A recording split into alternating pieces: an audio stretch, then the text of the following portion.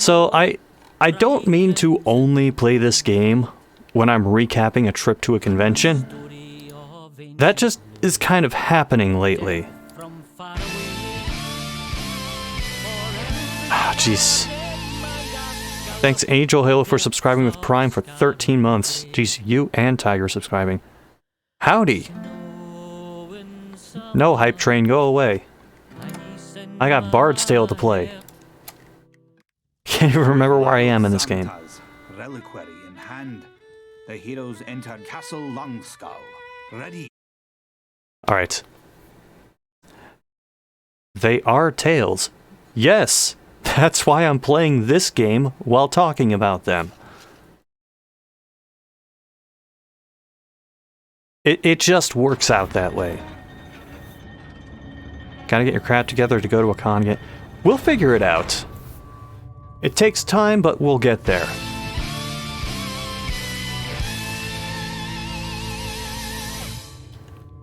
Oh, fucking hell, Tiger.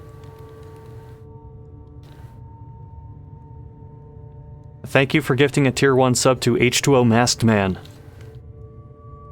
I'm sure he'll appreciate that. Sour, 2 of sweet, 3 of strong, 4 of weak, makes the winter glow complete, and shows the way to what you seek.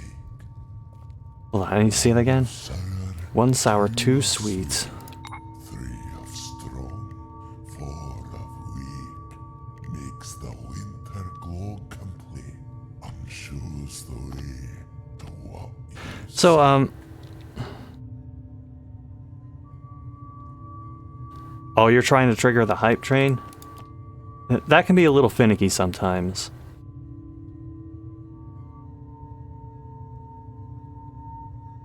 I can't remember how that works, by the way. I don't know if it's subs, I don't know if it's bits. Anyway, so Colossalcon was overall good, but there was some shit that went down around it. And it actually starts because the convention went from Thursday to Sunday, but for us, Colossalcon technically started Tuesday before the Thursday of the con. Yeah, Tiger, that's what I'm talking about. That is extremely finicky sometimes, and doesn't really work the way that they describe it. Let's see, 1 sour, 2 sweet. It would help if I remembered what items I picked up before.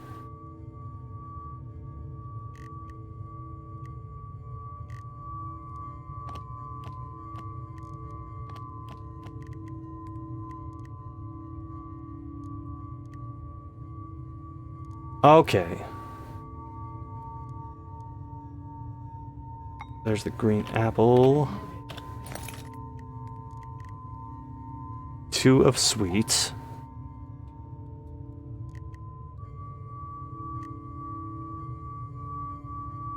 Don't know if you want to train if there's shenanigans of driving down. Right, I'm trying to multitask by solving this puzzle and doing the Colossalcon recap, and I don't know if it's working out. Anyway, so Tuesday is technically when Colossalcon for us starts, because that is when One Roll flies in to stay with us. Also, I don't know if you can hear Jerry cackling in the background, but we'll just have to work through that. Never mind. Right, let's get into a battle. It's easier to talk during those.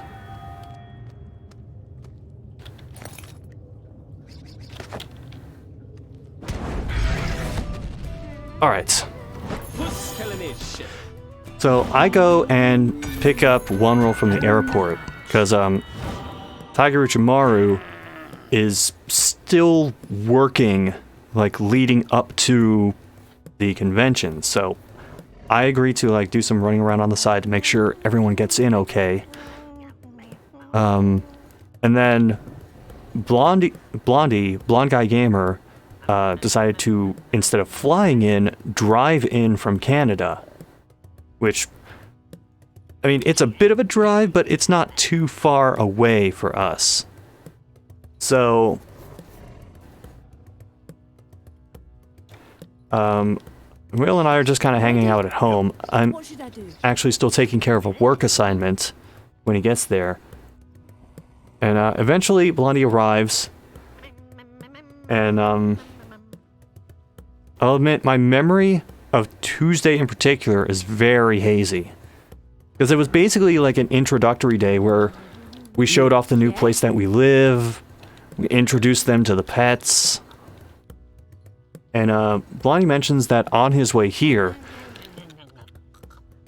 he kept getting stopped by trains.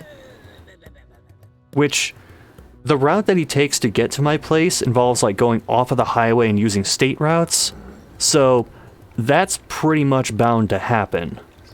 It's just kind of a crapshoot of whether the train will be there or not when you hit the tracks. Because you'll hit the train tracks several times.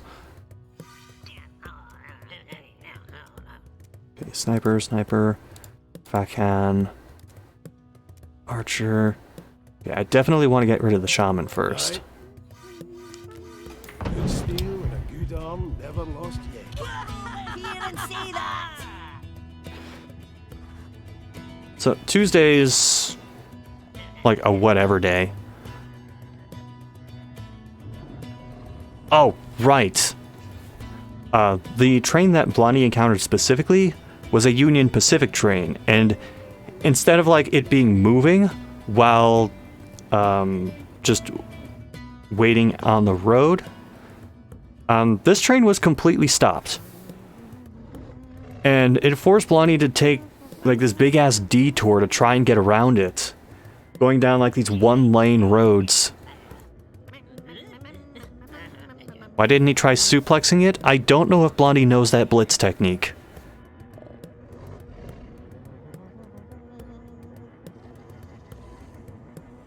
On your word. Alright.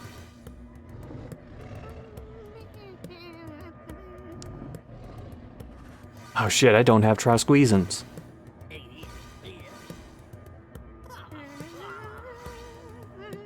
Okay, here's what we're gonna do. Ready.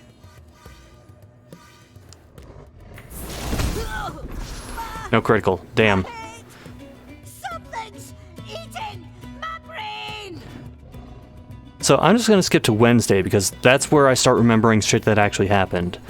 Tiger is still working, but we're able to coordinate that me, Blondie, and Ronroll can all meet up with her on her lunch break. And for the lunch break, we go to this restaurant called Hiro's. It's like a Japanese place, but it's very obviously a restaurant that was in what used to be like either... Oh, you want me to talk about the door incident on Tuesday night? Alright, fine. I said Tuesday night I was just going to gloss over, but Tiger wants me to mention the, as Blondie put it, the lightweight championship for Tiger. So, I don't drink at all, but Tiger will drink now and then. And as such, her tolerance for alcohol is kind of not as good now. So Tiger has a bottle of, was it sangria? I think it was sangria. And she is just completely gone.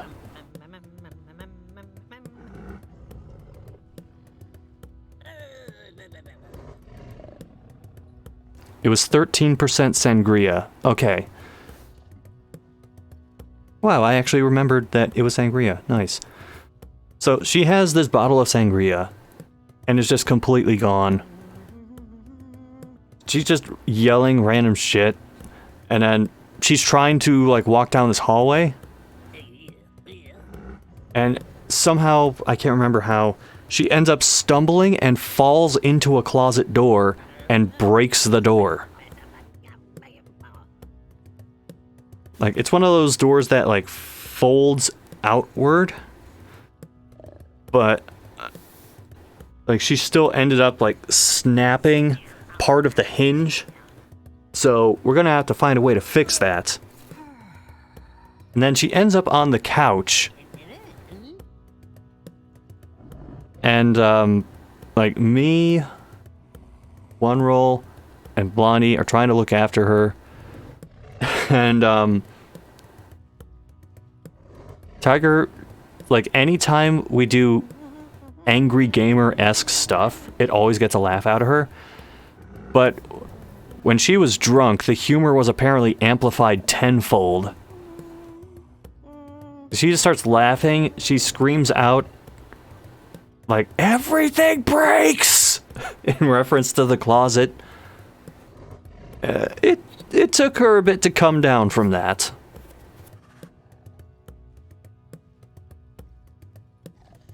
And, by the way, I can't remember, was Fire Pit Tuesday night or Wednesday nights? Because I want to make sure I got this in order. While we figure that out, I will actually try playing this game. Away I go. Nice, critical hit. Fire Pit was Tuesday night. Okay. So, eventually, when Tiger sobered up, we decided it's nice out. We have the space to do it now. We're gonna cook out. So, we get out our grill, we get out a fire pit, and we grill up some burgers and hot dogs, and we have those. Then we get the fire pit going, and we all make s'mores. And it was a lovely time. A lovely time where I got bit by a shit ton of insects. Uh-huh. Okay, this will get the kill. Oh, geez, the knockback forced him into the line of fire of one of my mages. Yes? You know what? Good.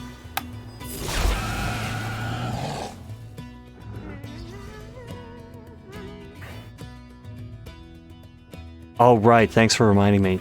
So, there are many, like, running gags and jokes and dumb videos that have some place in our, like, little circle of friends.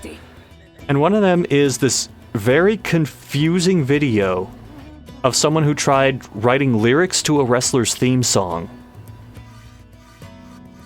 And for the chorus, they decided to pitch shift the hell out of their voice.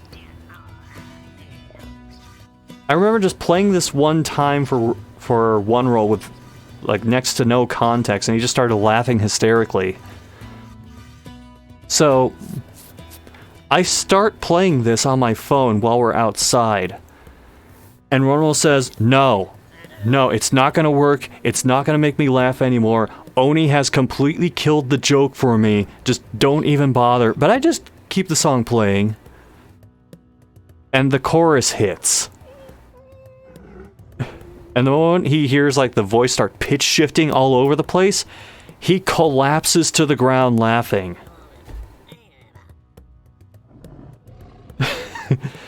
And he says that he threw up from laughing so hard.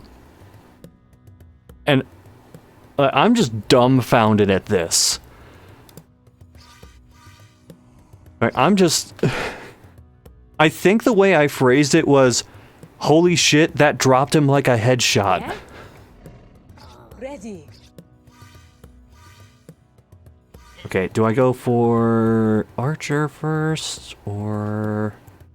I mean, all of these guys are gonna try and be in the back row anyway. On your word. Let me try this. Ready? I suppose. Probably go for these guys because they can do more damage. Speak. So I think that was it for Tuesday night. So I'm just gonna skip ahead to Wednesday. Okay, gotta make sure I do this. What What are we doing? What should I do? Here, I'll hit these two guys, but I don't know if that's worth it. I'm just gonna hold off for now. Speak. So Wednesday comes. Tiger Uchimaru still has to work one more day at her job. So I'm with Blondie and Kevin. Oh, and this is an awkward position. Eh? But we're able to coordinate a time that we can all meet up for lunch on Tiger Uchimaru's break. So we go to this Japanese place called Hiro's. And it's very apparent when you see the exterior and especially the interior that this place used to be probably a Burger King or some fast food place like that, because the design of the interior, the way the exterior looked, it gives like all the signals for this used to be a fast food place. But now it's a ramen place. So we go in and there's like no waitstaff or anything. You don't order up front, even though like that fast food style counter is still up there. Instead, you seat yourself at a table and there's this QR thing you scan on your phone and then you place an order. So you place your order, they make your food, and then this robot wheels your stuff out for you. It's basically like if your bookshelf was a robot. That's the thing that was serving the food. And it had this digitized voice that would like say, here's your food, tap the button on my head or pat my head, and I'll go back. And sometimes as it's rolling around serving people, it'll go like, fa la la la la, I am a fantastic waiter, fa la la la. Something like that. Oh, you already went back there, damn. But yeah, I had ramen there, one roll, and Tiger had the takoyaki and pork buns, which apparently were pretty good. Oh yeah, the robot servers were neat. I was looking at other people in the restaurant, and there was this one dude who had his phone out as the robot was like wheeling the order to them, and he's just got this big goofy smile on his face. Orders on your word. I mean, aside from the novelty of the robot servers, the food itself was really good. Aye. So I definitely want to go back there at some point. Yeah. Okay, I can't do the taunt. Yes. But I can do mental damage. Let's see. I think this is the day that I took One Roll and Blondie to a bunch of game stores. So there's a local chain called Play It Trade It, and I brought them to, I think, 2 locations for that, and I think we also stopped at a place called Warp Zone. They're all like retro video game stores, although Play It also has like DVDs, Blu-rays of movies and TV shows. And let's just say money was spent. And in one person's case, One Roll, hundreds of dollars was spent. Yes, the Game Chasers arc of the trip. But yeah, I mean, you guys found some neat stuff. And because you bought it like from there instead of at the con, you had the opportunity to like come back to my place and test it first. Yes. Aye, on your word. Let's see, I could try that, although Ready. physical damage won't quite work out for that. Hang on. So I'll do this on this guy.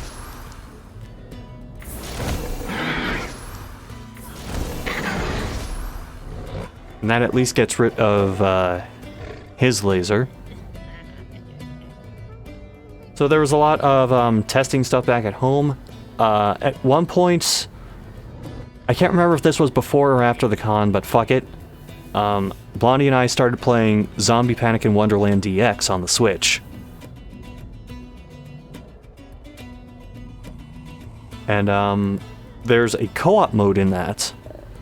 Now, I'd only ever played the original one, so I didn't have much of a perspective for, like, oh, that was on Sunday? Fuck it, I'm saying it now. I didn't have much of a perspective for what DX was like. It was on the 3DS, and then it got ported to the Switch. And it's a different experience, if only because you can't, like, aim at the screen. You have to use a control stick to aim everything. On your word. Which I guess is okay. It doesn't feel as natural, but what are you gonna do? Except, when we tried syncing up the controllers for co-op, Blondie was on a gamepad. I was trying to use both of the Joy-Cons, but for some reason only one of them synced up. So, it was a little Joy-Con that is in the mode you use for, like, NES games or stuff like that. But the thing is, when you play in that mode, you can't move and shoot at the same time.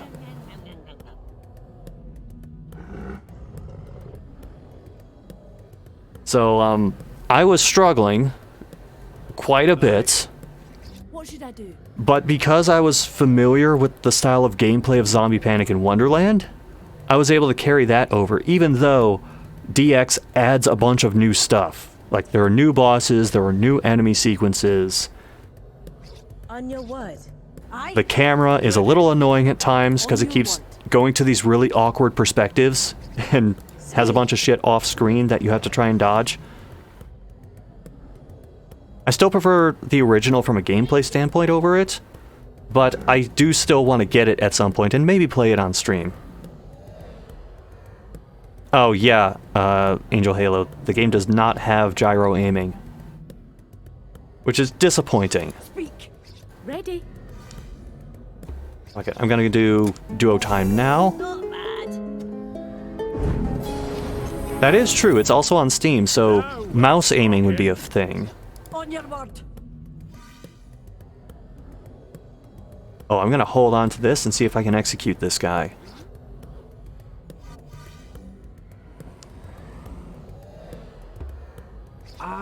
Am I supposed to be doing something?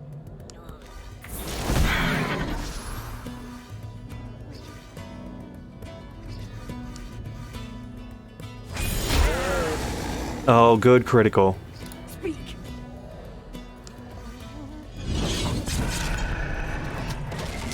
Alright, that's one problem out of the way.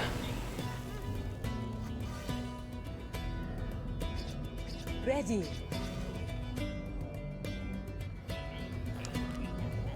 Okay, let's just get him now. Yeah? And then we can bring the archer in closer. Tear you apart. Hang on. My head's spinning. Sticks in my head. Now, was Wednesday the day that we just said fuck it and went to Cane's for dinner? I can't quite remember later in the day as well, so someone will have to correct me on that. I know we went to Cane's a couple of times. On your word.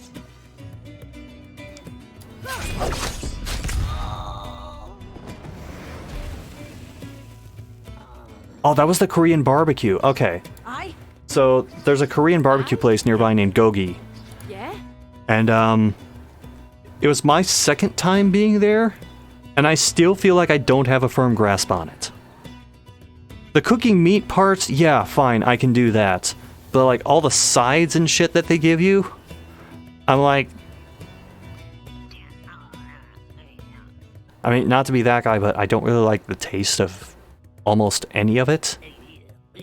So it just ends up being something I, like, push over to the side and then pile up my plate with meat. Speak. Uh-huh. Here, Let's make this a little simpler. you like an anvil. Aye.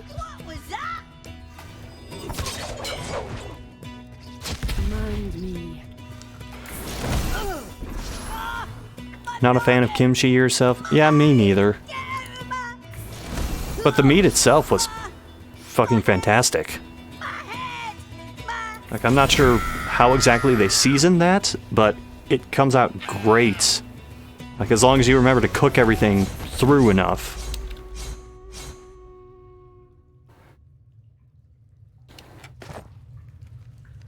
So, other than that, relatively uneventful Wednesday. Because we're just anxious to, for the next day to come so we can start heading over to the convention. So Thursday comes. We load up 2 cars because Tiger had a rather complex cosplay that demanded space. If for safety more than anything else.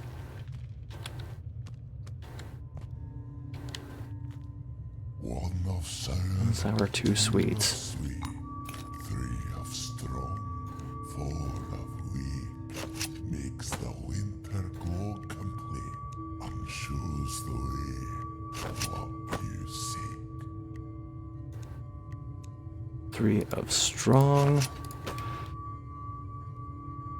On Thursday, we make the drive. The drive itself is relatively uneventful. I didn't hit any trains along the way. I don't think Tiger did either. But we get to the... Hold on.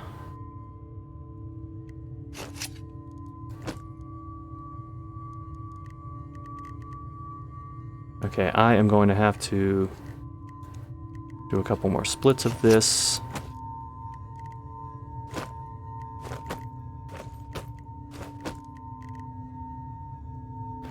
Tiger went Speedy Speed Boy. Yeah, I wasn't in Tiger's car, but I just assumed that Eurobeat was blasting the entire time.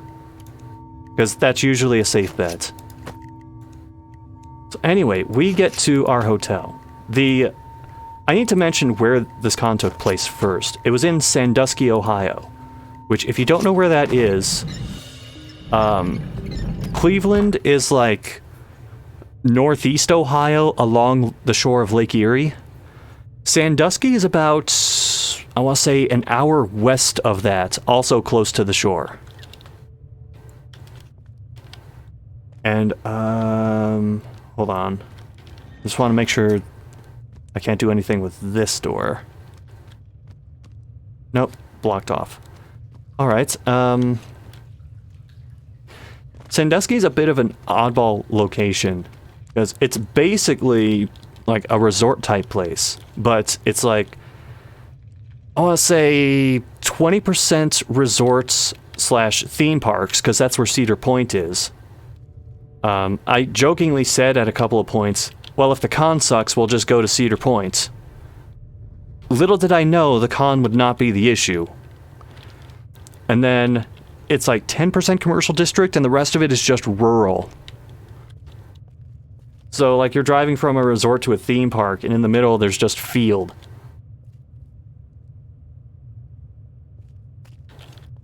And we get to our hotel, which we booked way in advance.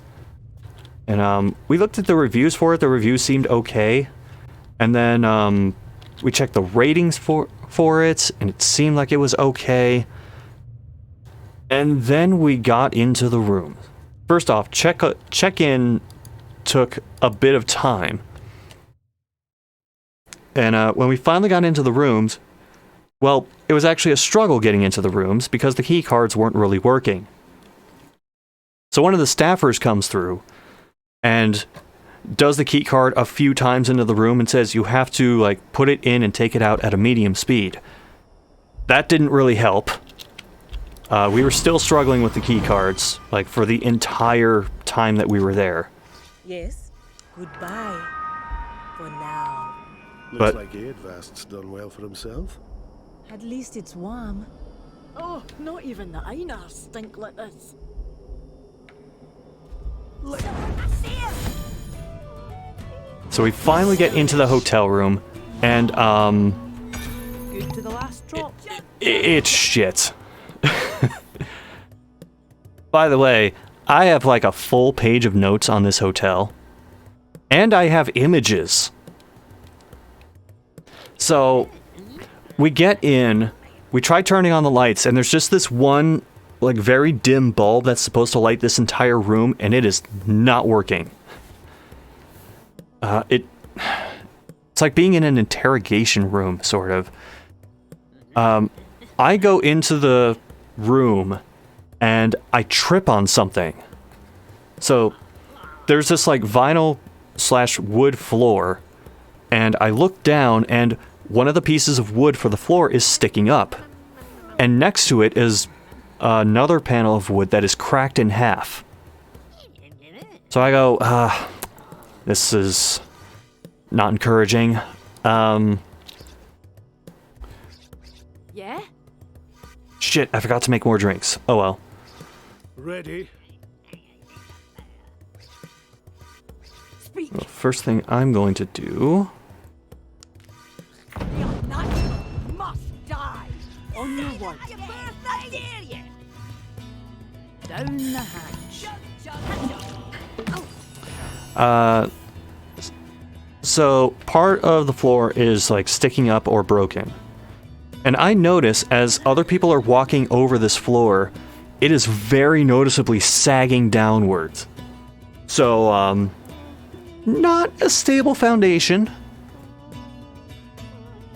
But we keep going on, and speaking of the floor, this is just something he does normally, but when one roll is indoors, he will tend to walk around barefoot. Normally, this is not an issue at all. But in this hotel, it's an issue. So one of the first things Tiger Uchimaru does when she walks in is she takes like these Lysol wipes and wipes down every surface in the room, plus like doorknobs and handles and anything we might touch with our hands. Doesn't have enough to wipe down the floor because usually that's not something you think about. But One Roll walks around barefoot in this place for a little bit, which I couldn't believe he even considered doing. And he's like takes one of the Lysol wipes to like try and clean off his foot, gives it like a couple wipes, and it comes up black. Speak. And this is why I wear shoes everywhere. So I mentioned wiping down the surfaces. That included like all the surfaces of the furniture, like tables and desks. And the furniture itself looked extremely old. Like there were parts where the finish was just missing. There was very noticeable damage to it. Some of the furniture looked like as old or older than me. And that brings us to the cabinet where the mini fridge was being held. Yes? So, it becomes very apparent that the mini fridge is leaking water. And not only is it leaking water, it's very clearly been leaking water, because there are like these big ass water stains and water damage on the cabinet leading toward the floor. Yep. What should I do? Tell me. Ready. Away I Okay, I think Am I supposed to be doing something? I'm gonna try and take out the jesters first. You're as weak as tin. Aye? I'll make you eat those words. Yes? Here. Command me. Oh, excellent. The word of the day is black mold. I don't know if there was black mold. Like, the nicest thing I can say about the place is we didn't encounter any bugs in the room. But that is like the faintest praise I can give this place. So, on top of the mini fridge leaking, we open it up and there are some hairs in it. And it's also noticeably not that cold. Above the mini fridge, there's this shelf with a microwave on it, and anytime you put some pressure on it, the shelf wobbles all over the place. It is not stable at all. And I was not going to put anything in this microwave because I do not trust hotel microwaves in general, much less when they're in shitholes like this. Hey? What are we doing? Ready? Okay, this should work. Yep, that worked. Ready? I On your suppose. word. Yes. My noggin! My mind! Alright. Jesters are out of the way. It's fine. It's fine now. So we start checking around the microwave because we're very suspicious of this room already. And like I know Tiger and I have watched a show called Another Dirty Room a lot, which is these guys who go into these like really cheap hotels and motels and do full inspections of the room looking for like insects, pests. They'll do blacklight tests. They'll do tests for like semen and blood on bed sheets. So we're kind of in that mode. And I'm like thinking in the back of my mind, are we going to find a crack pipe somewhere in this room? Well, not quite. We didn't find a crack pipe, but when we looked behind the microwave, we did find a blunt. Yeah? Here. Kurt Cobain voice, come. Don't get ahead of me, Masked Man. That's all I'm gonna say. So, man. Like, we're still trying to unload the cars into this room. And in the process, you know, like, that thing that flips out to catch the door so it doesn't completely shut on you? Well, the thing that was holding that, the piece on the door together was, like, falling out. The screws on it were loose, practically falling out. They were noticeably stripped. One of them had, like, tissue paper wrapped around it. I don't know if that was supposed to help keep it in place, but it obviously didn't do anything. I just realized the Jester's daggers are still floating in the background here. What the fuck?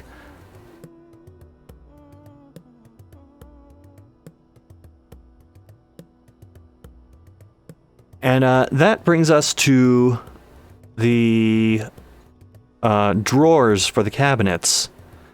So we're opening these drawers. One of them has an extra comforter for the bed, like a thicker top sheet. And we're wondering, why? Huh? Why is that there? But then we open another drawer. First off, one of the drawers is just missing a knob.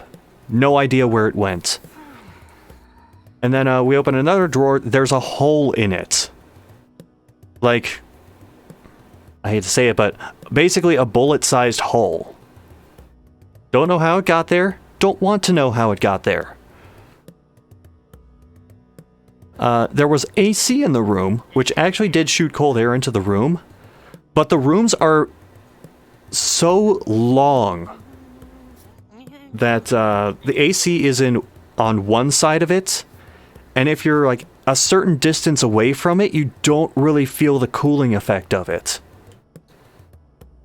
So, like, I was hot every night that I tried staying in there. I didn't want to stay in there, but we kind of didn't have much of a choice. So, as for the beds themselves, the comforters have very noticeable cigarette burns in them that formed several holes in the sheets. The bed sheets themselves, actually, we tried checking the mattresses, but there were sheets sewn to the mattresses, so we couldn't completely pull them off and do like a full-on check for any sort of pests, particularly bed bugs. The bed sheets themselves had patches sewn into them. Like there was a hole or a rip somewhere, and like these patches of sorts were sewn in to try and make up for that. And I'm jumping ahead in the story a little bit to tell you this, but it all ties into fuck this hotel. At one point we turned the comforters over, and oh, the mystery stains on the other side of this comforter. I don't know if it was blood or semen or urine or what. I didn't want to know.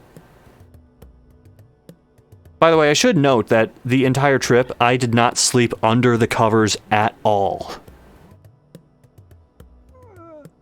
Because I just had a feeling. Yeah, we discovered that on the last day. I slept on top of the sheets the entire time because I thought, this seems like the kind of place that will have a surprise if I try to go under the covers at all.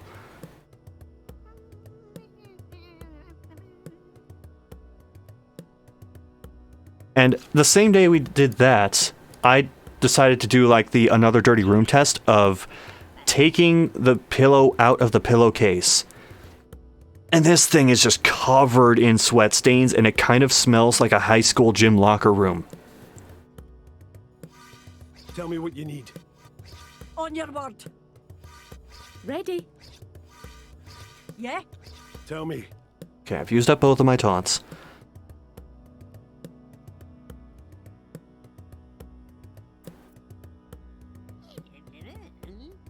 Yeah, I don't know how we didn't get sick from staying in that room, because holy shit. And actually, I'm still not done talking about that room. So the staff were, I'll go so far as to call them generally friendly.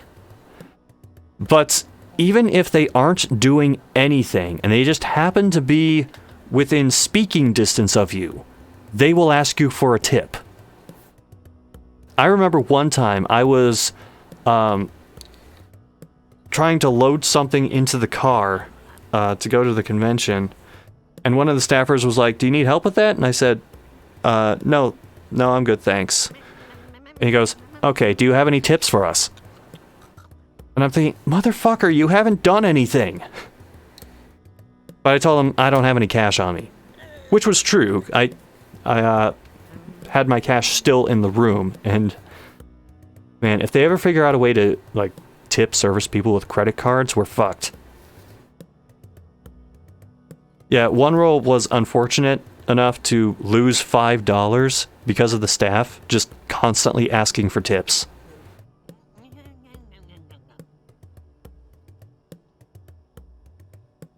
Also, because of the location of the hotel, first of all, we had a nice scenic view of a dumpster. It was also really loud, because the hotel was very close to, like, this state route that was used by a lot of people. And it's the kind of route that, like, trucks will use, bikers will use. So, it was rough trying to get to sleep in that place. And also, we brought a cooler for drinks, but the ice machine, first off, with everything else in this hotel, I did not trust the ice machine. But even if we did, we were at the far end of the building, and the one ice machine was all the way on the opposite side.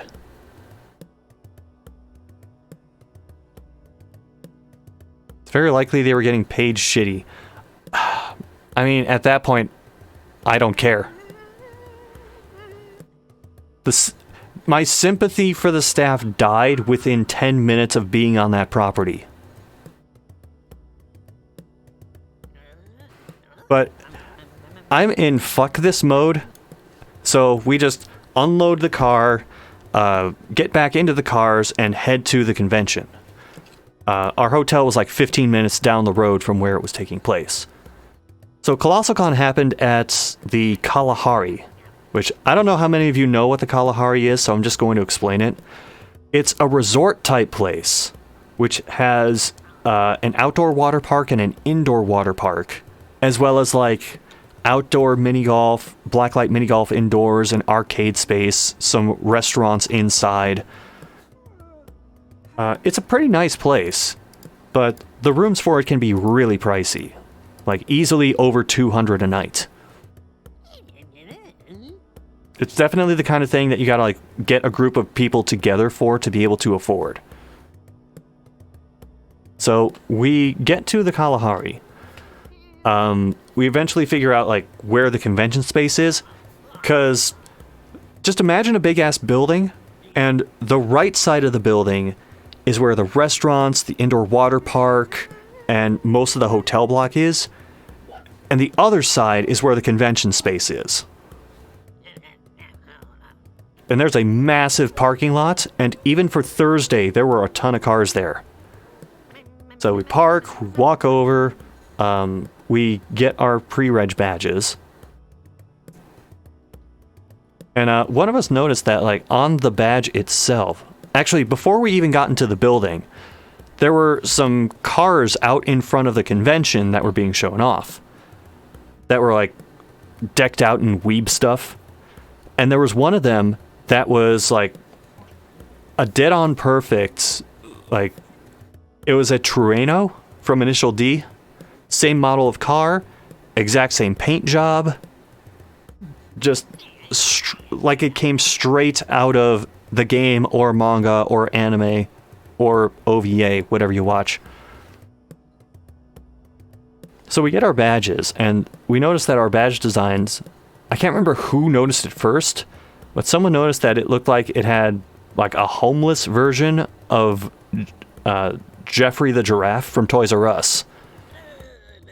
And sure enough, later on, we're wandering the hall and we see this big ass like giraffe costume wearing a diaper and pushing this cart with a sign on the front of it, like this cardboard handwritten sign that will say, it was like, we'll sell toys for food or something like that. And he really knew how to play up to the audience, because he's like, hey, you want some toys? I got some toys here for you. And he like pulls out an action figure and he's trying to negotiate the sale price of this action figure for people. I got some video of it later. I'll have to put that in the recap. It was amazing. It put me in a better mood after dealing with the hotel shit. Why was he wearing a diaper? Because indecent exposure.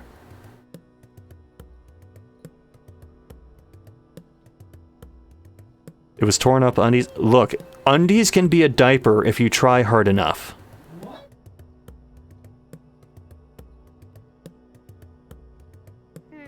So the thing about getting there Thursday is that the setup for it is a little different. Colossalcon had an initial setup where like they were still trying to prep the dealer's space, like the main dealer's space. So what they had was something called the new dealer's space, which was a smaller space that was like across the hall from the main one. And that's where some dealers were able to like get in early, get some early sales. And there was Artist Alley next to it, and I can't remember if they just expanded Artist Alley as the con went on, or if they kept the new dealer space there in addition to the full-on dealer space. But by the time Friday rolled around, the main dealer space opened up, and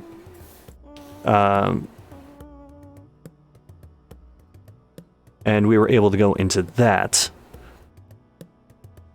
So one of the main reasons that we went to this convention, like, well, for me at least, was that Casey Mongelo and Kira Buckland were going.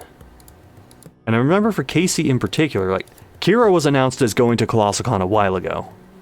And that made me think, oh shit, I think I gotta go here, just to be able to meet up with Kira again. And very, very late, Casey was also announced for it. So I'm like, well, guess I'm going to Sandusky. Aye. Orders. Orders. Alright, let me get this armor off this guy first. Actually, I'm gonna hold off. Yes?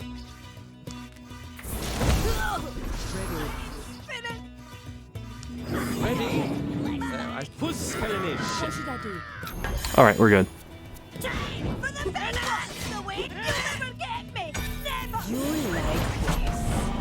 Casey and Kira were planning to arrive Thursday. Their flights came in around like 7, 8 o'clock local time. But the thing is, Sandusky is not a big city at all. It's a place that you visit, but a place that like very few people actually stay.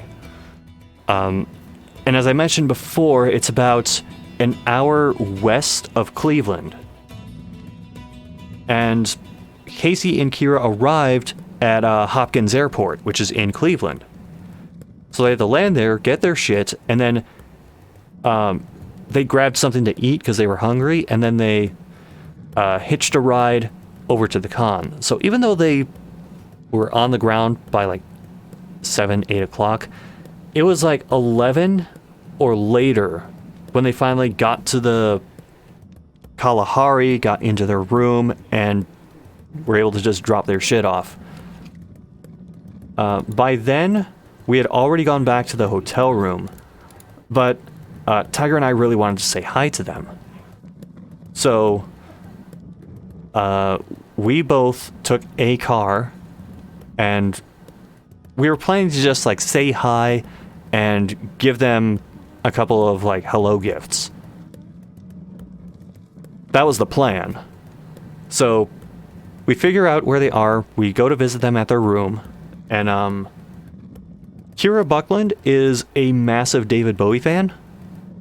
And while I was at one of the game stores, they also had these like art prints for musicians. And one of them was a framed piece of David Bowie art.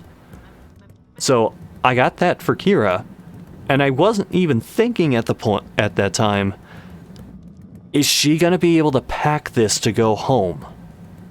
Fortunately, she could. And then for Casey, this is where it gets a little muddled, because I got them a copy of Tony Hawk's American Wasteland for the PS2, because they didn't have that. And I also brought my memory card and gave them my save for the game, in which all of the story missions were completed. Because if you've never played American Wasteland, the story missions can be an absolute chore to get through. Yes? So, I got through all of those, which unlocked all the skaters, and then I also unlocked all the levels by doing that, and the abbreviated classic mode that's included with the game. So, they're pretty much set on American Wasteland. They can just, like, free skate in it, play classic mode, and have fun. Ready? Aye. Orders. Command me. Hold on, I'm gonna do this first.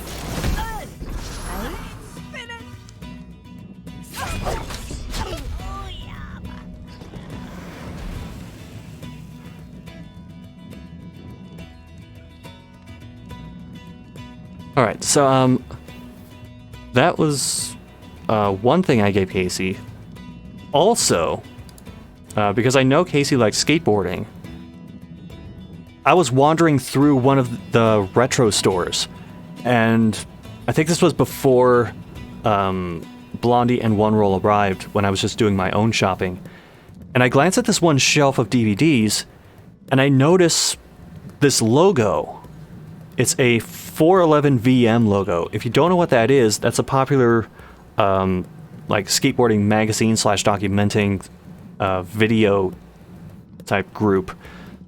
And it's basically like a best of thing, which includes clips from several different video packages and video distributions for skateboarders, including Rodney Mullen, who both Casey and I have like a lot of admiration for. So I end up getting that. Before the convention, I ripped the video from the DVD to my computer, just so I can have it. But I gave that DVD set to Casey, in addition to like a bunch of stickers that I'd had saved up from all my trips to the skate shop. Because there's a local place here called Embassy Skate Shop, and they will like always throw in like a couple of stickers with anything you buy. And as a result, I'd built up like quite the collection of skate stickers. So I just gave them to Casey, said, here, take what you want. There were like creature board stickers in there, independent skateboard truck stickers, embassy stickers, Spitfire stickers, Red's bearing sticker, just this variety of stickers that I just said, you know what, Casey, if you can do anything with these, take them.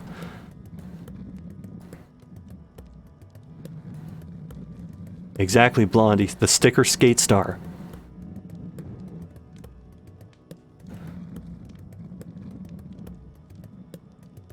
I should have gotten like a baguette to split with them, but I didn't think of that until too late. Get him next time. So that's pretty much what I did. But Tiger brought some things as well. They brought an art piece of Bloody Roar 2 that was based upon how Casey and Kira are in real life. And they loved it.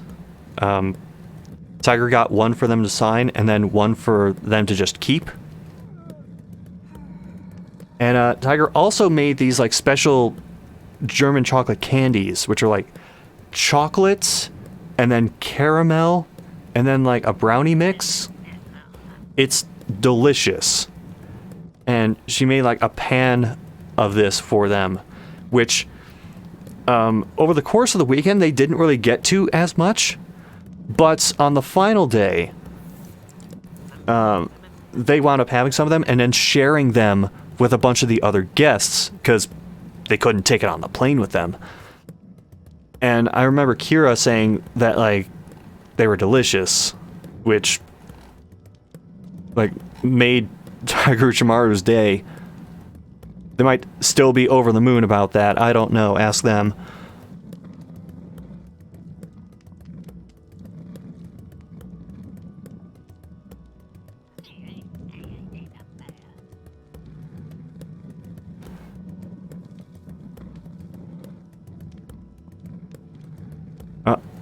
Yep, Tiger Uchimaru is still over the moon about that.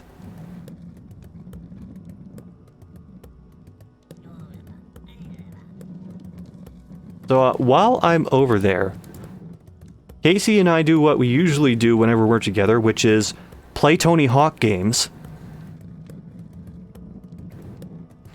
And when we do that, we almost always lose track of time. And that was certainly the case here, because eventually we look at the clock and we go, oh fuck, we gotta go back to the hotel and get some sleep. Damn the con notes to compare. Yeah, I'll do that later. Aye. Man, I'm playing the game even less this time than I did for the PAX recap. Yep. Uh-huh. Orders. Tell me what you need. Invigorating. Good steel and a good arm never. So,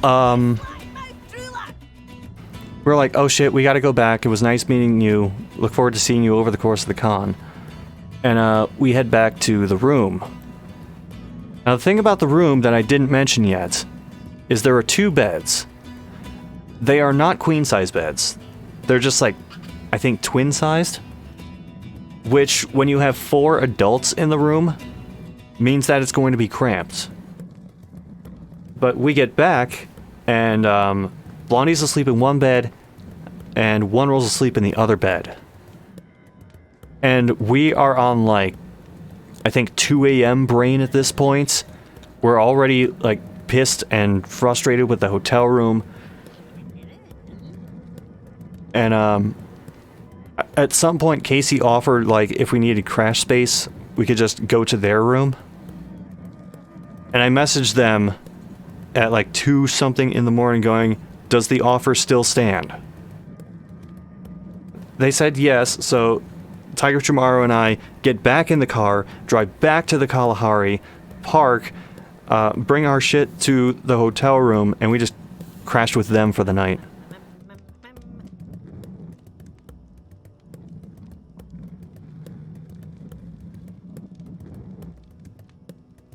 Oh, it was 5 a.m.? Alright, I stand corrected. Yeah, I knew we played Tony Hawk for a long time, but I didn't think it was that long.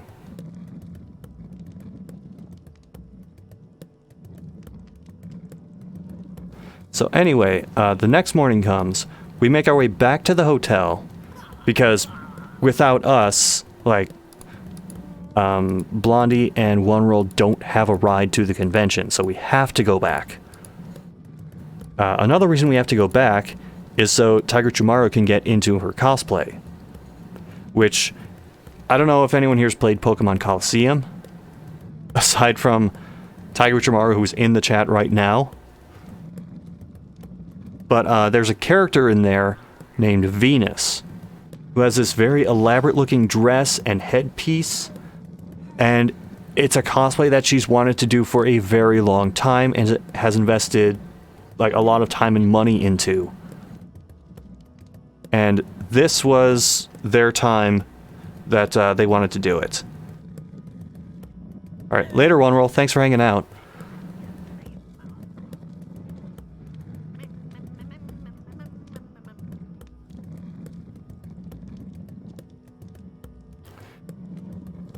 So, Tiger Chumaru gets like the dress for this thing on. They get the wig for it. There's like a veil that she wears for it. And then we start heading to the convention. Because when in full cosplay for this, you can't lean back because there's a back piece and a head piece. So we drive to the con, and once we're there, she like gets the back piece on, and the headpiece has to be like wired and bobby pinned into the wig. So it's tricky to put together. Let's just put it at that. On your word. And because we were still like trying to figure out how exactly to make this work, there were periods over the course of the con where it would come loose and we'd have to like readjust the bobby pins. But otherwise it looked good.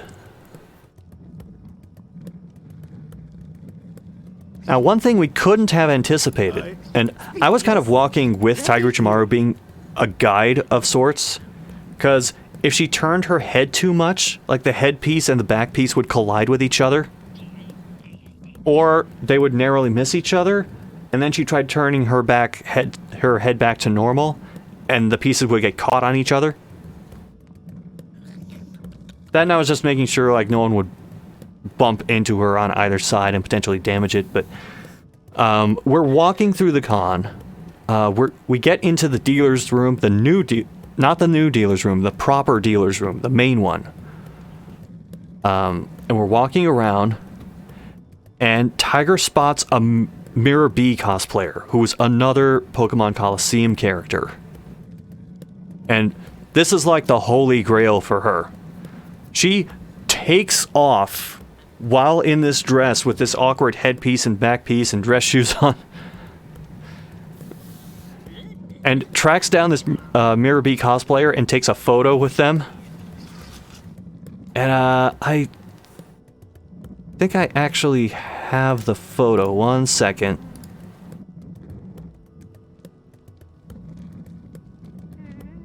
Yep, I do have it. And bam. Hell of a moment for Pokemon Colosseum.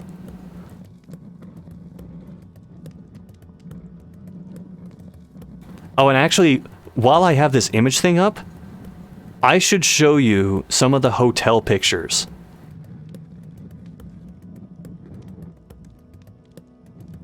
So here is the door guard thing that was coming apart. Okay, the sizes of these are probably going to change dramatically. So here are the mystery stains in the hotel bed. Well, some of them. There are others that I just didn't photograph because fuck this place. Let me shrink this a little bit. Next up, there's one of the many cigarette holes in the comforter. This is the spot where part of the floor was sticking up and one of the boards was just straight up broken. You can actually see, like, the arch in the floor based on the lighting above the crack. This is one of the mystery holes in the drawer that was straight up missing a knob.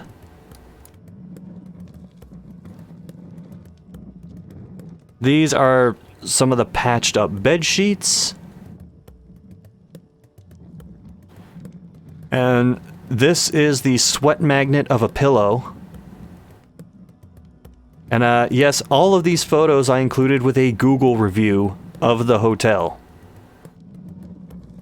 Because it takes a lot to make me write a review about a place that I visit, like restaurant, hotel, or otherwise, but they earned this one.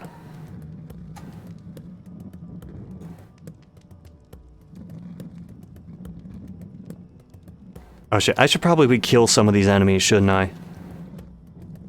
But yeah, finding a Mirror B while cosplaying as Venus, it was just too perfect. What should I do? Everything just worked out. Hang on. Sorry, I gotta make this guy explode. There we go. On your word. This tunnel will be better off without you. Oh, you're fine, Tiger Ichimaru. So, we were planning to, like, have a couple of moments where I'd be able to hang out a bit with Casey and Kira in their downtime. Oh, right, before I mention that. There was a thing where I was going to cosplay Ein from Pokemon Colosseum with Tiger Ichimaru. But the parts for that didn't arrive in time, so we're probably going to, like, couples cosplay that at some point in the future.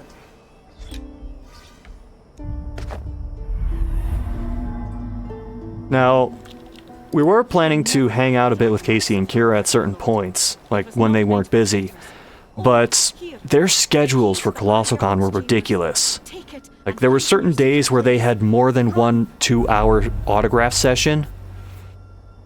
They were busy with panels. There was VIP stuff that they had to do beyond what showed up in the programming.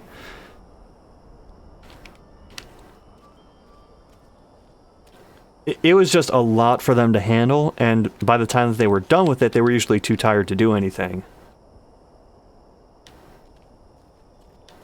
Like, it was the kind of busy schedule where Casey would say, you know what, I'm going to take an hour nap, and then 4 hours later, they wake up.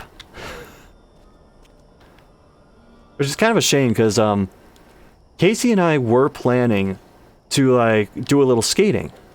Because there's enough space around the outside of the Kalahari to do that. They couldn't fit their skateboard into their carry-on or their luggage, because they had to make room for some stuff that they needed for the panels.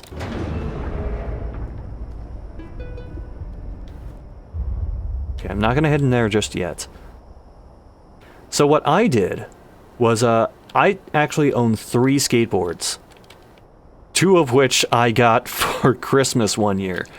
I have a very old Veriflex skateboard, which is like an old school type of skateboard that has a huge tail and a small nose. I have a freestyle skateboard, which is like a cross between the modern skateboard and the old school freestyle one, and it's mainly made for flat ground tricks.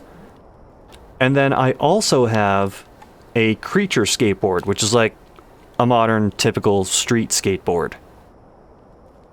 So, I brought the Waltz board, which was the, like, hybrid one between modern street and old school freestyle. And I brought the creature skateboard. And I figured, okay, well, we can skate with these. But Casey wound up being so busy that we ultimately didn't get to do that. At least not outside of the con. So, at various points in the convention I was carrying these around because I actually had, like, one of them for a cosplay I was doing.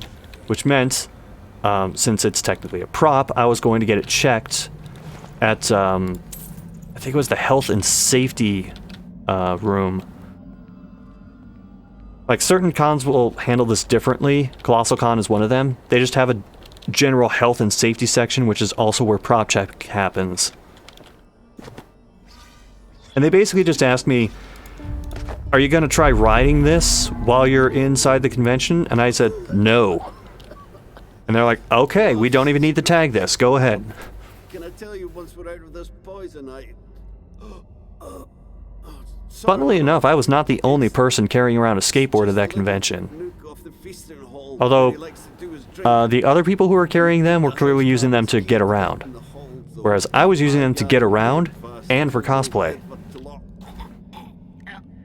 Thing is, though, trying to skate in the Kalahari parking lot is a bit hazardous.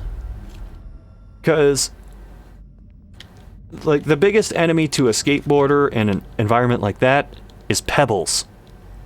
Because they can get stuck under the trucks and cause your board to stop and you to keep moving and just go flying into the pavement. And there were a couple of moments where I was using the skateboard to, like, head back to my car or get to the convention faster, and at least twice I almost ate shit. Just from hitting a rock and, like, flying off of my board. Oh shit. A good scrap. That almost ended poorly. Right, I gotta craft more drinks. Hold on.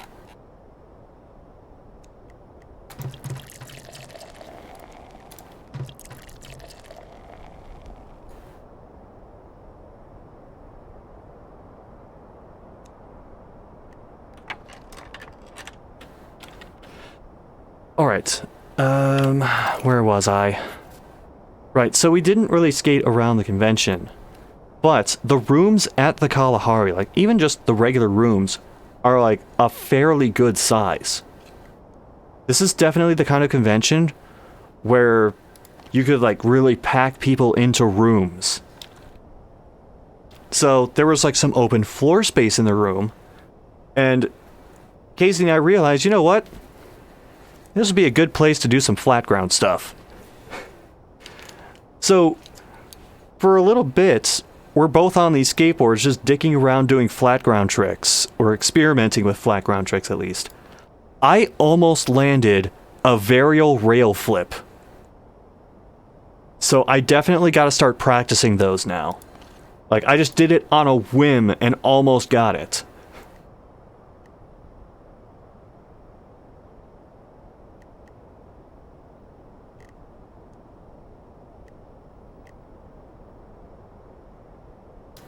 Okay, what else? Yeah,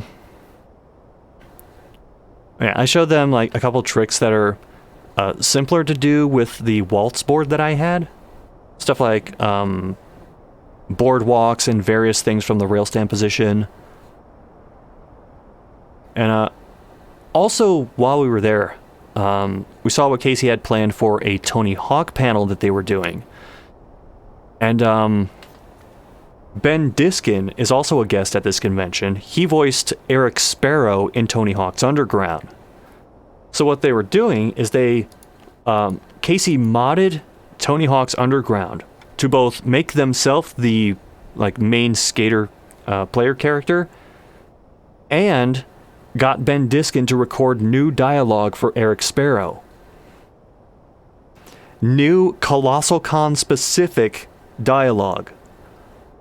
Like, there's a line where he just goes, "And since we're here at Colossalcon," and shit like that. And he even revoiced the tutorial thing. So, like, instead of saying, you can get off your board by pressing this, this, and this, he just says, "Get off your board and start jumping around like a total asshole."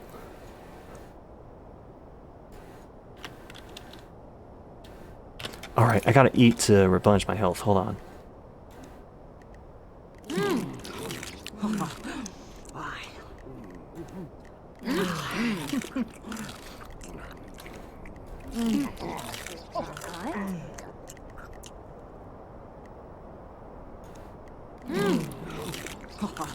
Okay, we're good. So, that was a preview for what was coming the next day. But Casey also mentions to me a couple of times, because like I said I was going to cosplay Eric Sparrow for this convention, because like I've never seen anyone cosplay Eric Sparrow before, and it's a relatively simple costume to do. All I really had to do was find the right color clothes, and then like paint the design with stencils onto the hoodie that he wears, which was actually kind of tricky because like I didn't have much time to do this in. But I also did something a little different, which was the design on the back of Eric Sparrow's hoodie is different in the final game versus the beta version of the game. And I wound up stenciling the beta version's design onto the hoodie because it was a little simpler. Like, the regular version is this big-ass skull, and it's got flaming eyes, and I knew it was going to be too complex, given how much time I had to make this happen. You shall die here. While the beta design is this somewhat cartoony skull. Excuse me. While the beta version has this somewhat cartoony skull with a headband and the word grief underneath it. And I said, you know what? I can make that work. So that's what I did. But as I'm doing this, I also show Casey that aside from the skateboard, I have a prop that goes with it. And the prop is a like one of those mini cassette tape things that would go into old camcorders.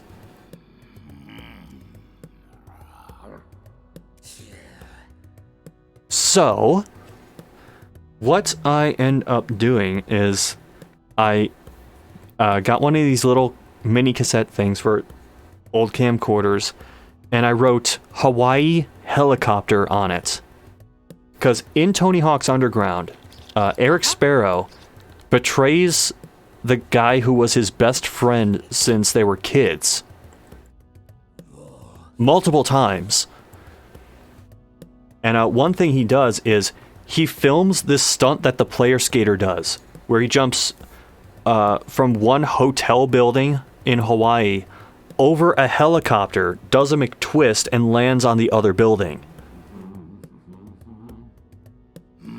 And what he ends up doing is he steals that footage and repurposes it to make it look like he's the one who did that stunt. And he uses that to turn pro. So I made a prop of that tape and showed Casey to it. And at various points, Casey messages me saying, Ben Diskin is going to try to steal your tape. So I think, all right, let's make a game of this. I get to the convention, and at one point, I'm eating with my friends at this place called B-Lux, which is like one of the restaurants inside the Kalahari. It's a burger joint. We're at one table. There's this big-ass window and then more seating beyond it, and Ben is at one of those tables. He's there with his wife, and then Casey and Kira. So, I have the tape with me. I pull it out and hold it up so that it's in front of the window, and you can like just barely see like Casey, Kira, Ben, and his wife in the background. Snap a photo, message it to Casey, and said, not happening. By the way, B-Lux became a bit infamous over the weekend because they have these huge milkshakes. And, like, I have no problem with milkshakes at all. Like, I had 2 of them while I was there, and I didn't feel any ill effects from them. However, some of the guests did. One of them being KG Tang, who was also a guest there. And I'll talk more about him later. But on Twitter, he posted, "Bought a $14 milkshake and the lactate isn't working. Ask me anything." And then later, Ben Diskin also like retweeted an image of oh my god, I'm trying to remember this right. So, Ben Diskin also had one of these shakes. He retweets an image of like 2 of these shakes on a table. And the caption for it just says, "I'm more shake than man now." So apparently he had issues with it too. And another person I know who is lactose intolerant but insists on getting things like milkshakes anyway, also had issues with one of them. I won't name names. I might be staring at your username in the chat right now.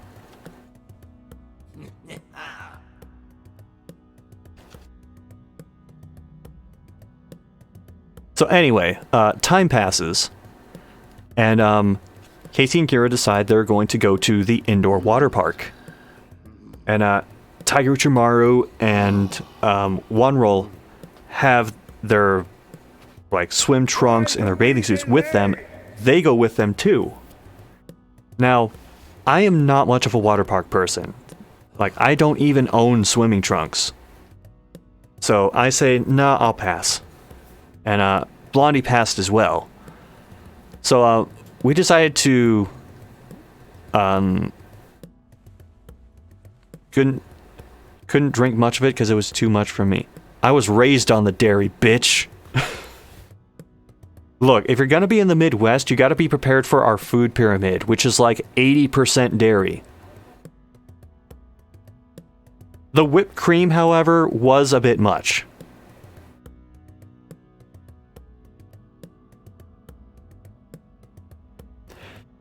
So, Blondie and I, we're not going to the water park, and we end up going to the game room for the convention, which, compared to some of the other things we've gone to, is smaller. Like, the console room wasn't really much to look at. It was mostly just Smash setups, and then like a couple other random things.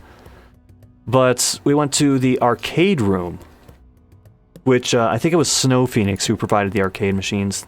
They usually provide a decent variety of stuff. And footnotes, there's an initial D machine there, so you can probably guess what Tiger Uchimaru was doing for like half of the con.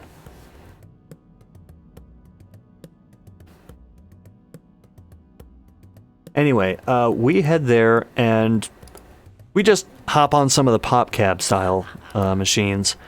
One of them was playing, I think it was Metal Slug X. So we basically did a playthrough of that. And then there was another machine. It was, I want to say it was Darius Gaiden. It was definitely one of the Darius games. I think it was Gaiden. And we played through that one too. But eventually, we're just kind of game roomed out. So we head over back to this, it's not really a lobby area, it's just open floor space when you walk into the Kalahari, where you can see the restaurants, and then there's this huge window where you can look out and see the indoor water park.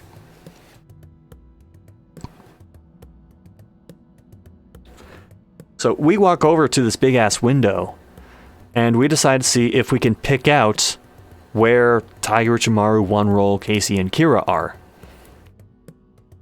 And just by dumb luck, we happen to look out right as they're crossing this bridge that is headed right toward us. And with them is Ben Diskin and his wife. Eventually they stop, like, close to the window, and they look up and they see us. I see that they see. I see that Ben looks up at what they're looking at, and I take out the Hawaii tape and hold it up. And Ben makes this angry face and shakes his fist at me. And I'm just like, not today. And I back away from the window. Wow, I completely forgot about the fight going on. Oh yeah, I mentioned Metal Slug. Ready? You were Aerie, I was Theo. Yeah? We blew up the Martians. It was a good time.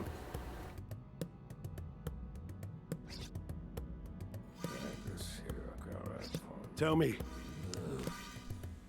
Okay, I think I'm gonna try killing this guy first. On your word. Goodbye. Speak. I'm doing that thing where I try clicking harder to get a crit.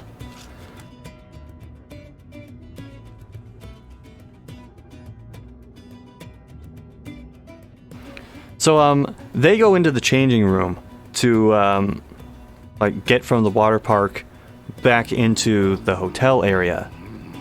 And, to go between the places, there's this arcade. Well, that's one of the ways you can get out. There was apparently another that we didn't know about, and they went through that one. But, actually, no, wait, I might be misremembering that. Anyway, we were at the bottom of the stairs, leading up to the main space, waiting for them. And there are all these people walking by, going back to their hotel rooms. And, eventually I see Kid Bandit walk past us. If you don't know who Kid Bandit is, there was, something called Mega City Wrestling that happened, I think it was Friday. They ran a show that was technically part of the convention. And, he was in... Oh, God, I'm trying to remember now. So Kid Bandit, they were in the main event wrestling for the title. I don't know what happened with the match. But, jeez, I'm trying to remember what happened. I'm also trying to pull up a photo of Kid Bandit so you know who I'm talking about.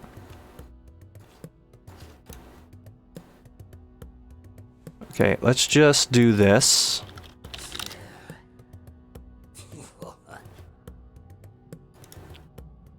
I'm going to use the same directory as the hotel photos. And...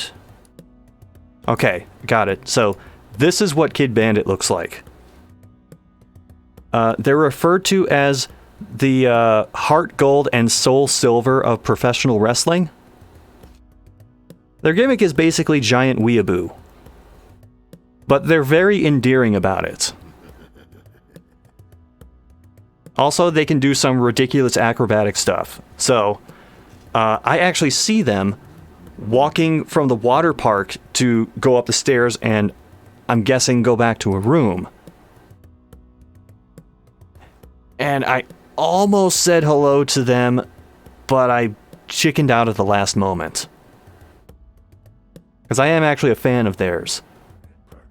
Hopefully, at some point, they come back to a show in Ohio. Hopefully.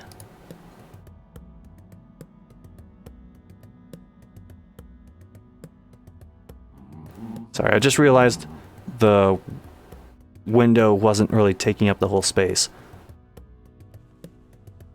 So that happened. I wasn't expecting that at all.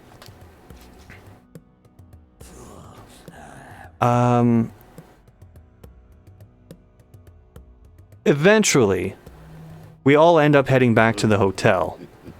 And, I should mention that I hated our hotel so much that I was trying to look up other places to book nearby.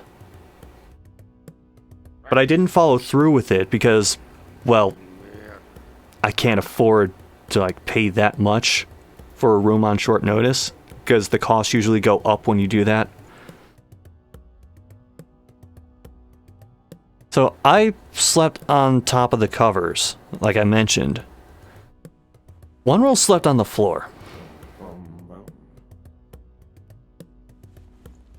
Why? I would not go any... I mean, I wouldn't want to sleep on any surface in this hotel room, but... like, knowing how dirty it is, I would never want to sleep on that floor. Like, even if you had something laid down on top of it, I would still not do it. So that was Friday. There are still 2 more days to this convention. And I've made so little progress in this game because I'm so busy trying to talk. Saturday is basically Eric Sparrow Day, because that's what I was wearing for most of the day. Tiger Chimaru did the Venus cosplay again. And we drive to the convention, and at this point, parking is just, like, outright ridiculous. Because it's the busiest day of the convention. So the parking lot filled up, and he's had worse happen while sleeping on the floor. That's not the point. I'm pretty sure that Clay's vomit is cleaner than whatever was on the floor of the hotel we stayed on.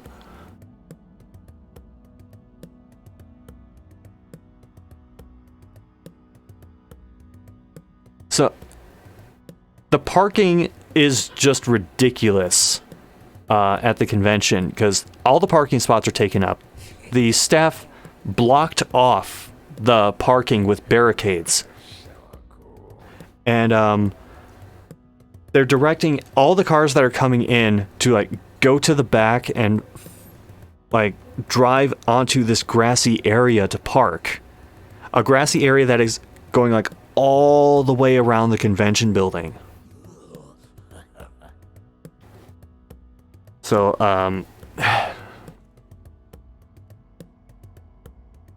so I end up parking in a grassy place. I don't know why I phrased it that way. I end up parking on the grass, and I grab the skateboards out of back of my car, and something I noticed is some people really do not know how to handle driving on grass or dirt. Because if you're driving on that, you want to preserve momentum wherever you can. And I'm seeing people in, like, Kia Souls and Honda Fits who are constantly, like, hitting the brakes and then trying to accelerate again. It's like, no, you're making this so much harder on yourself. So eventually, the Tony Hawk panel happens.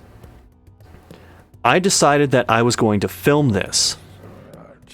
But the tripod that I brought with me did not have the base plate that I need to screw into the bottom of my camera to be able to, like, attach it to the tripod and just leave it as it is. So I have to hold up the camera the entire time.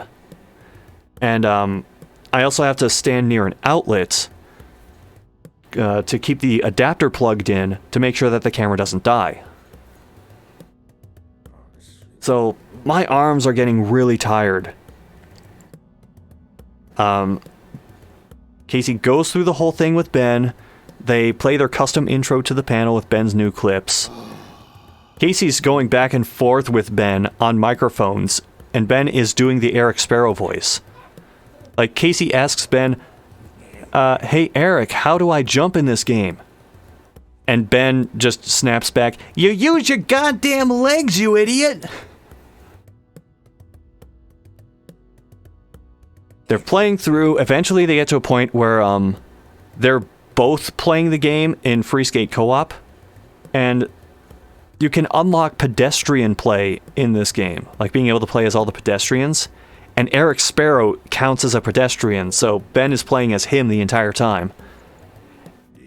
And he's talking about, like, how voice work was different back when he did the voices for Eric Sparrow for both Thug and Thug 2. And it was actually pretty interesting, but halfway through the panel, Casey points me out, standing next to the wall with his camera, saying that I'm an Eric Sparrow cosplay. And I go, you know what? This is my opportunity. I pull out the Hawaii tape and I go, looking for this?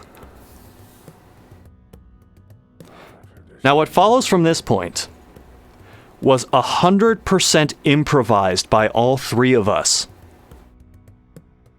Because Casey's going, wait, is that the tape that... And Ben's like, oh my god, you son of a bitch. He stands up and he walks off of the stage and starts walking toward me. And I could see where this was going. So I unplug the adapter from my camera and I just start running to the back of the... I don't know what the hell he's thinking. I don't know what the hell he's thinking. Thanks, Nightman, for the raid. So, Ben Diskin... Oh my god, I completely lost my train of thought, sorry. Okay. So Casey's like, is that the tape from Hawaii that... And then Ben Diskin sees this and he goes, you son of a bitch. And he goes, he stands up. He walks off of the panel stage and starts walking toward me. And I go, oh shit, I know where this is going. We didn't plan any of this, by the way. This is like my first interaction with Ben the entire weekend outside of taunting him with the tape. So I unplug my camera, turn around, and just run to the back of the panel room. And the whole while, Ben is like yelling at me, give me back that tape! I run to the back, go toward the middle of the panel room, like duck down an aisle of chairs. And this eventually goes on like long enough that Casey starts chasing after me too.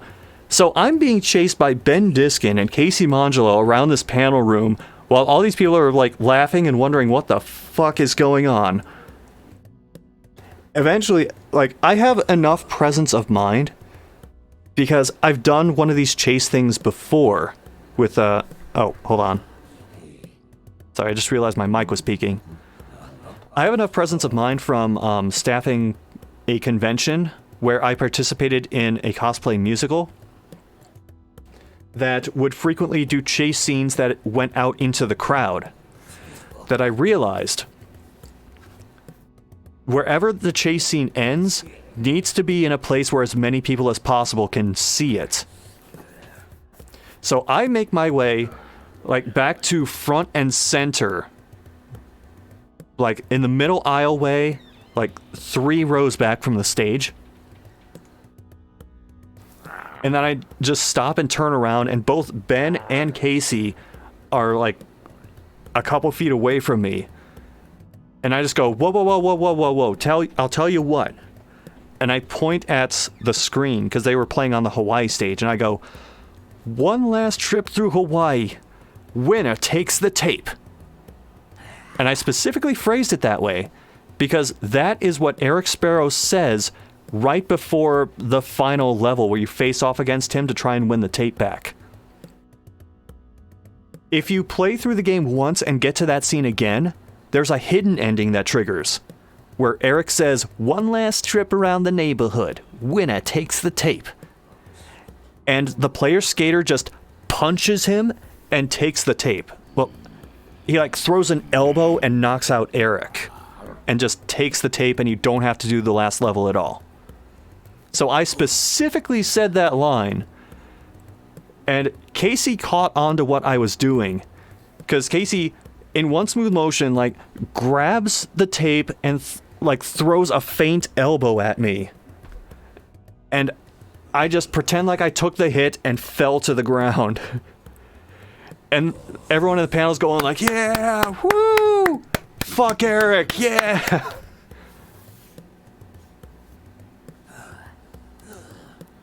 Sound like Joey from Yu-Gi-Oh! When you said that. I mean, look, Ben even admitted this in the panel, but the accent that Eric Sparrow does, even he didn't know what that was supposed to be. Sometimes it was like a New Jersey accent, and sometimes it was just like his regular dialect, and then sometimes it was something else. But yeah, 100% improvised. Thankfully, people enjoyed it.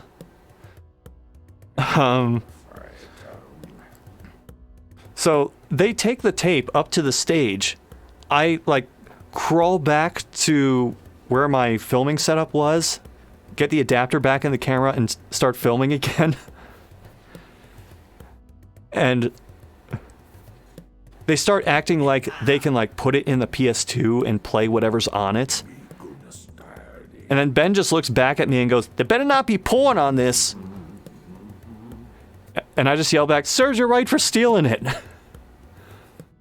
But they use that as an excuse to play like the ending cutscene of the game, which is like the film footage of the player skater doing the helicopter jump. So that went off without a hitch. After the panel, he gives me back the tape, and we like do a quick fist bump before he has to like immediately run to an autograph signing, which actually was an autograph signing that I signed up for. So the way Colossalcon does autographs is a bit unusual.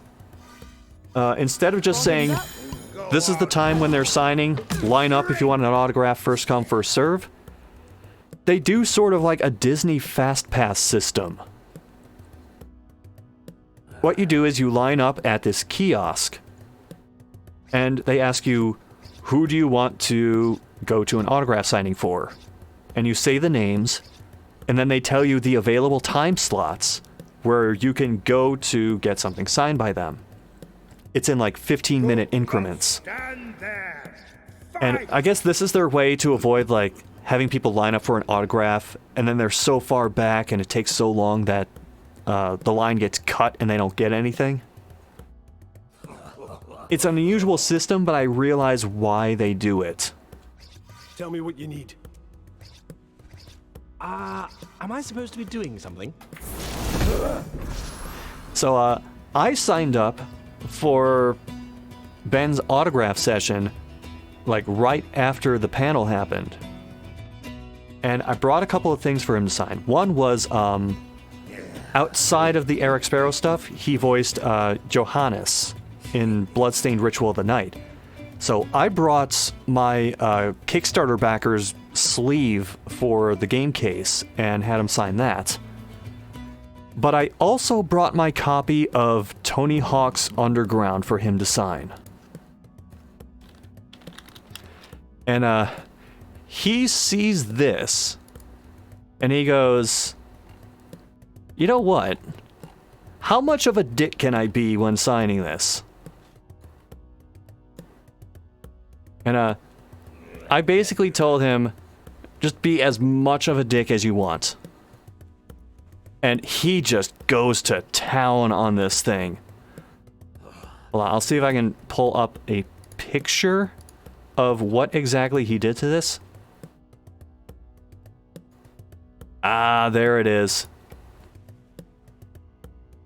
So, hold on, I gotta get this to fit in the window.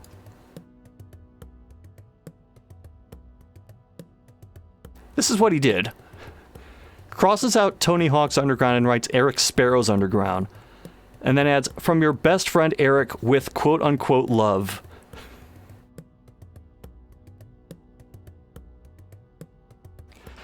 Ben Diskin is such a goofball, and I love him for that. I also got a photo with him where we're like both holding the Hawaii tape. I don't have that on me, but I'll throw that into the recap later. Oh shit, I've been on this same battle for like 30 minutes. Holy shit. On your word.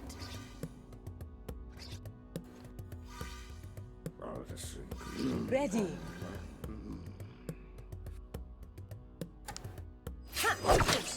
Okay, no crits. Aye.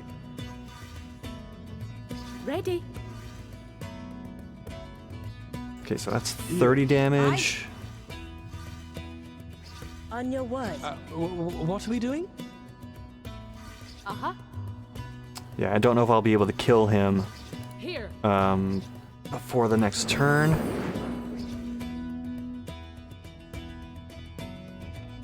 Wish you could meet Ben Diskin.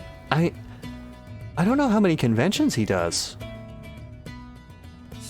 Like, it was just happenstance that I realized, wait, Ben Diskin is going to this convention too?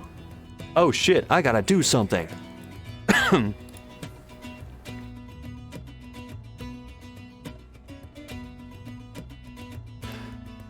So, we do the autograph signing. Tiger Uchimaru and I go back and comb through the dealer space. This is something that we did like over the course of the entire weekend, but I'm just like summing it up now. We have a ton of Monster Hunter stuff in our living room. Like we have a case that's full of figures, and then like on the top of the entertainment center on these shelves is just a massive line of Monster Hunter plushies. And over the course of the weekend, she and I wound up adding like 4 or 5 more to that. If I remember correctly, we got Ibushi, we got Narwa, we got Narwa the All-Mother, I think we got Somnicanth, and then we got a grab bag where there was a Bishaten plushie in that. Also part of that grab bag was a Royal Ludroth figure, and then I got a Silver Rathalos figure. And I think Tiger Uchimaru wound up getting like a Basilgeuse figure, if I remember correctly. I know someone got a Basilgeuse figure.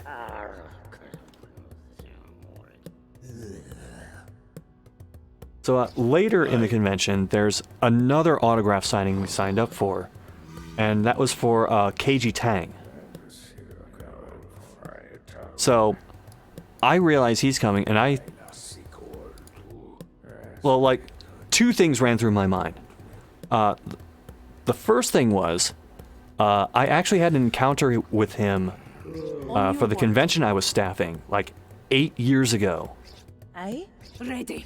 Tell me what you need. On your I can't remember the exact circumstances of it, but basically he asked if I wanted anything signed, and I'm in full staffer mode, so I'm thinking, like, I should just be completely deferential and go like, no, it's okay, I'm fine. But he says, no, really, anything you want signed? And I don't have much on me at the time, but I have my 3DS XL with me. And at the time, I had been playing like a shit ton of Fire Emblem Awakening, which he voiced in. He was Owain, the guy who was always talking about his trembling sword hand.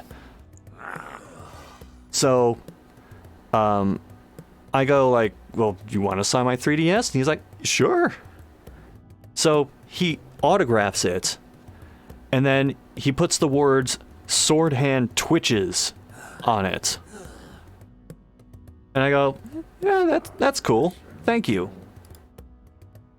But I kept using the 3DS regularly. Like just tossing it in my bag, carrying it with me, playing it here and there. And over the course of like not very much time, his signature completely rubbed off. There was just like this little sliver of gray, like where the case flips over. And that was the only remnant of the signature. And I was like, you know, I really should have thought of that, but oh well. 8 years later, I'm in an autograph line for Keiji Tang. And I get up to him and I explain this whole saga.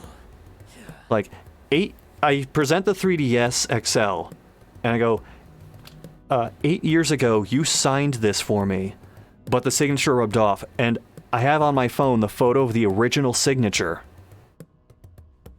And he goes, oh my god, I can't believe you brought that back after all this time. And he goes, you know, I'm going to use a paint marker on this. That way, once it dries, it'll be much harder to rub off. And he basically duplicates the signature that he put on it before. It was like very, very close to what it looked like initially.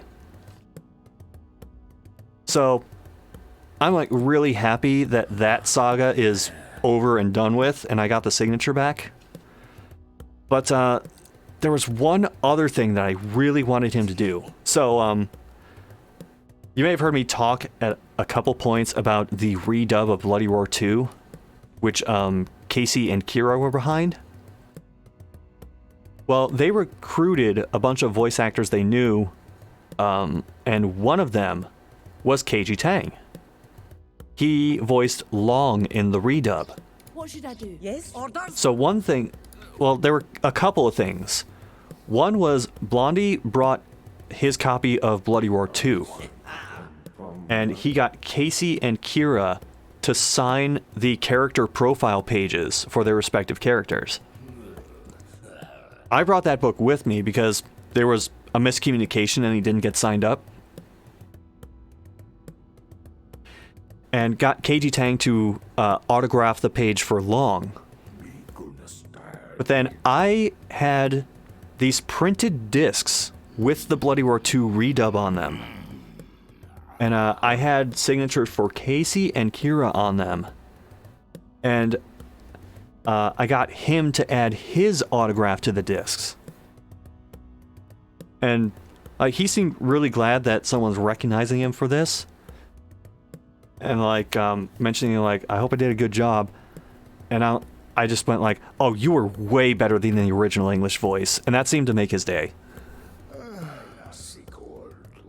Which, it's true, he was a hell of a lot better than the original voice. So, later on, we're getting hungry and we don't want to just eat at one of the restaurants at the con again, because there was basically B-Lux, the burger place, and an Italian place that I forget the name of. We did eat there, but we didn't want to eat there again. You still need to figure out how to play the redubbed version from the discs you got. So you're basically going to need a swap disc. I can actually try and find an Amazon link for the one that I have that it works on. You'll need that, and if you're playing on an original PS1, you also have to tape over the laser so that it constantly thinks that the lid is closed. But we can figure that out. We'll make it work. So we decide to go to this Asian place that's on the way to the con. Actually, I think it's a little further away. Yeah, it's further away. It's further down the road from the hotel. I think it was called Suki or Ski. And it's basically just an Asian restaurant. The food there was pretty good. At least what I got was pretty good. I just got chicken fried rice because I wanted something that was fairly simple. This might just be a me thing, but I notice atmosphere in restaurants, and we're sitting in our booth at this Asian place, and I realize there's no sound. There's no music playing. There's no audio from the TVs. You just occasionally hear someone in the distance having a conversation. It's like the audio version of a liminal space in this restaurant. Which was a little weird to me. But, other than that, it was an okay place. I don't know if that's just a me thing because I notice audio a lot, or if that throws other people off when they eat there too. So in the time between us eating at this restaurant and heading back to the con, I realize if my tripod's not working, then how am I going to film my panel? Because before the convention, I submitted a couple panel ideas, just thinking they're not going to accept these. Whatever. And one of them was a creepypasta panel. But they wound up accepting that, which I was glad for, because when you do a certain amount of programming, namely panels, they'll reimburse you some of the cost of your badge. So I wound up getting $20-something back, which was fucking great. Yeah? Speak. Another thing I submitted was a general Bloody Roar panel, thinking that maybe if Casey and Kira have time, they could hop in on it as well, if they hadn't already proposed something like that themselves. But that got waitlisted. And then like a week before the convention, or 2 weeks before the convention actually, I got a message from their panel head saying, would you like to run the Bloody Roar panel as well? Here are the time slots we have available. And the time slots are like 2 a.m. Thursday, which I'm not going to do. And 2 a.m. Saturday, right after I do the creepypasta panel. And like, I mean, I want to do the Bloody Roar panel, but I want to like be awake when I do the Bloody Roar panel. So ultimately, I just said like I'm gonna be busy during those times and I can't do it. And when I got the final schedule, they just ended up not scheduling anything in those time blocks. So I'm guessing that there were other people waitlisted who were like, 2 a.m. Really? I'll just do my own thing, by which I mean sleep. So, from the restaurant we go to a Walmart, because I'm thinking I'm just gonna get a cheap-ass tripod. Just something I can slap the camera onto, and then film the panel for my channel. And there's this like cheap plastic $20 tripod that like doesn't go up very high, but I end up getting it anyway, and I use that to film the panel. I can hear Jerry yelling at Bloody Roar and or someone playing Bloody Roar in the other room. I hope that's not coming through on the mic. So the thing about the Crappy Pasta panel I did was I marked it as 18 plus, because I was including some stories that I either usually don't do for the all ages version of the panel, or that I end up censoring to be able to read them for an all ages panel. And the funny thing is, even though I'm the one who registered the panel, I still had to get age checked. Because whereas some conventions will have like a volunteer checking IDs before people go into a panel room, here they make it so you have to go to Con Ops and get an 18 plus wristband to be able to go into 18 plus programming. Now the last time I ran this panel at this late of a time slot, nobody showed up. Now granted, that's also kind of due to... Let's see, can I make this work? I don't think so. Ready? Oh, wait. I might be able to. Tell me. Uh-huh.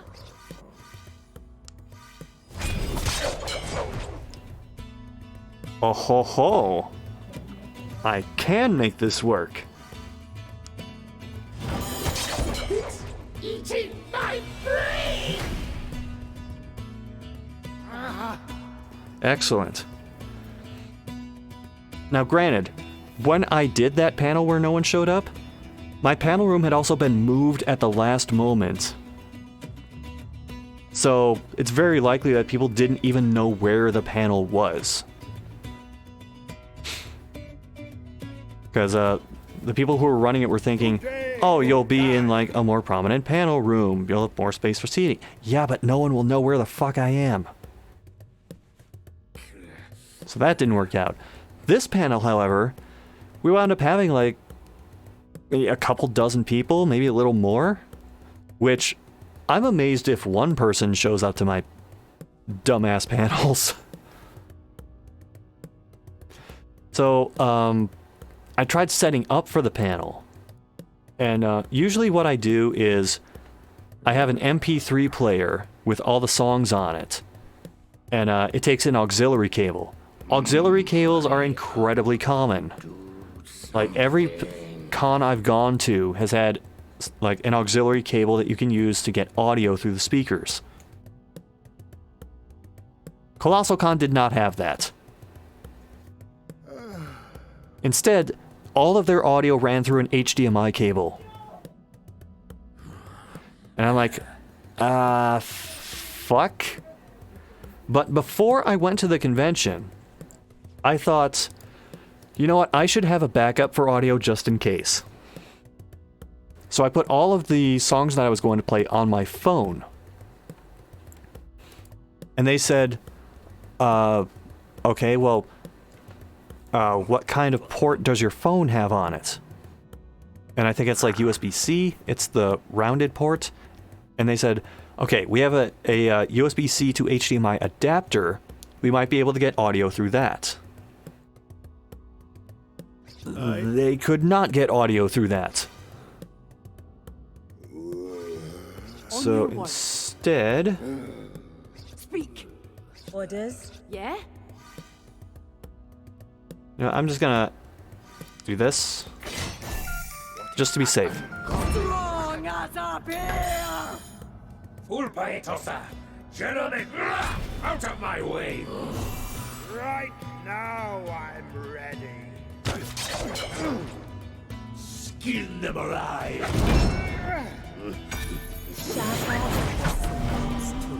Shit, that was close. Shit. So, they tried getting audio through the phone using the adapter, and that wasn't working either. Now, I thought, you know, if they can't get the audio directly off the phone, I should have another backup. So, Tiger Uchimaru has, like, a Bluetooth speaker, and I brought that and tried, syncing up the phone with that. And at first, it was working. Then it wasn't working. So I eventually just said, what the fuck ever, I'm just gonna read the stories regardless of whether there's music or not. So I basically did the whole panel that way.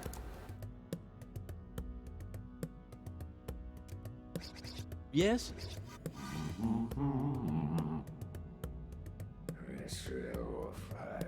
And, like, most of the people stayed around for, the majority of the panel. Another thing that threw me off about the panels, well, the room that I was in at least, was, instead of having, like, a table and some chairs behind it, there's, like, a slightly elevated stage, and on that stage is, like, an armchair, a small table beside it, and then a sofa on the other side of it. It's a talk show setup. And I was just endlessly amused by the idea of this stupid-ass panel having this pseudo-sophisticated setup. Ready. Ready. So what I did for the panel was, because it's been a while since I've done it, I went through, like, the old stories that I used for past panels and, like, picked and chose a bunch of stories that I thought would work. Including one with the infamous line, "She organismed." On your word. People really seem to get a kick out of that one. Ready? I suppose. Here. Aye?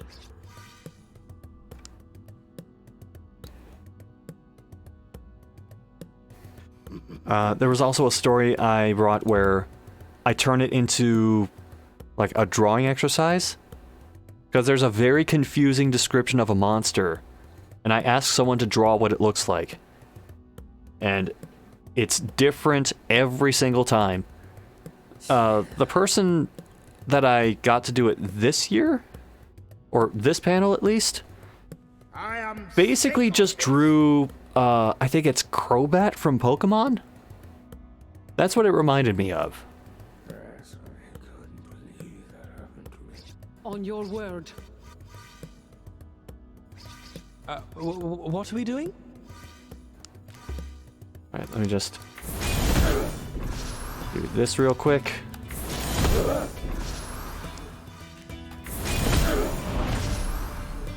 Okay, he's not going to be able to heal now.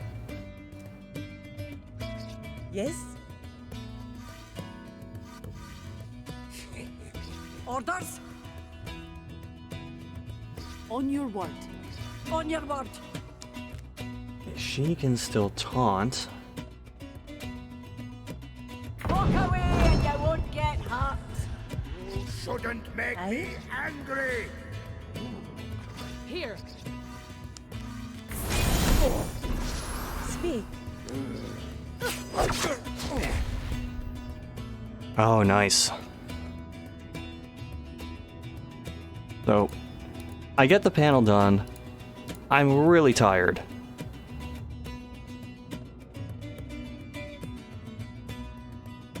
One of you guys locked the door? Don't think so. I'm assuming you're talking about, like, either the back or front door. So, Sunday comes, and I cannot wait to get the fuck out of this hotel. We get all our shit packed. We actually started packing a little the night before.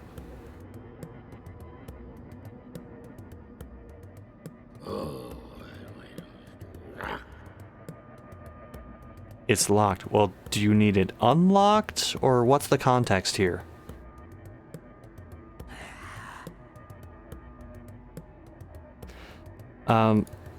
It still takes us a bit to get out of the,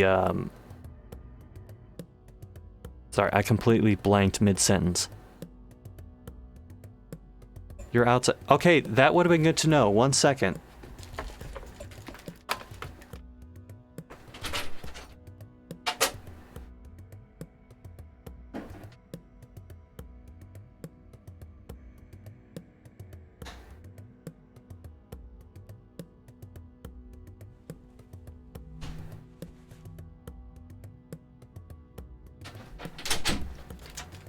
So anyway,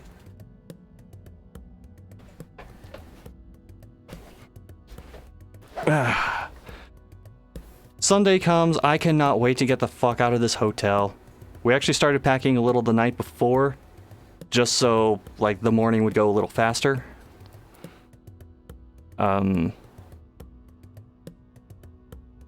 so, we basically just have enough time to go to the con, and then, Casey and Kira had another autograph signing. And right after that, they had, like, a very little bit of time in which we could meet up with them and chat for a bit before they had to, like, meet up at the green room and then catch a ride to the airport to catch their flight. So, we're hanging out with them. Well, we're hanging out, like, near the autograph space. Just waiting for their autograph signings to end, and they had a shit ton of people going through their lines, like, all weekend. It just never stopped with them. Oh, by the way, okay, I can pull this up. We catch them, like, shortly after their autograph signings end. And we have just enough time to, like, say it was nice meeting them, give our goodbyes, and then snap one last photo.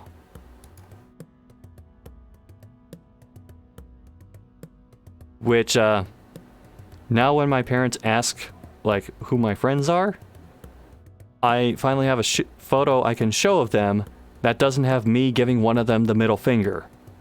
So, I tried to get something a little nicer this time around.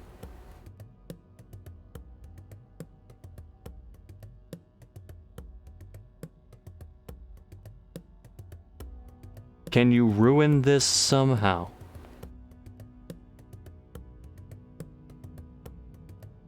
You just had to.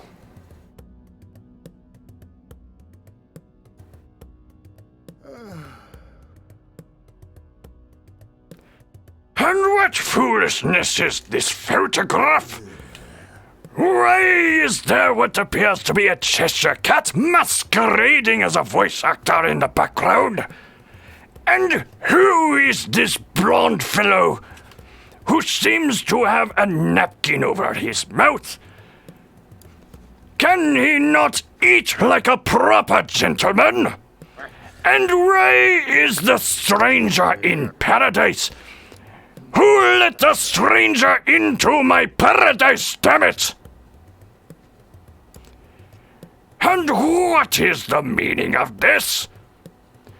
This is clearly not centered in the photo. Prove Professor Von Oak would be most displeased. And you are the most terrible of them all. Blockbuster hasn't existed for years, you heathen! And what manner of crayon drawing is on your mouth? Is that sufficient?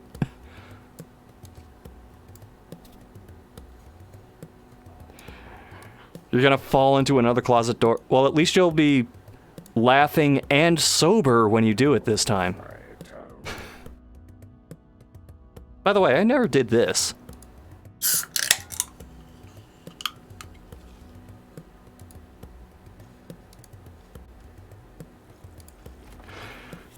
So, managed to get this photo. It's a nice photo. And we said our goodbyes. And I got messaged about this later, like after they had gotten back to California. But apparently, so I mentioned that Tiger Chamara gave them like some German chocolate candy things that she made. They didn't get into them through most of the con. And then Sunday came and they realized, oh shit, we gotta get through these. Because like they're not gonna let us take these in the car and on the plane. So what Kira did was share those. Like they had one and then shared them with all the other guests that they were hanging out with. And I got a message later on about that. Hold on, I want to make sure that I'm getting the quote right on this. So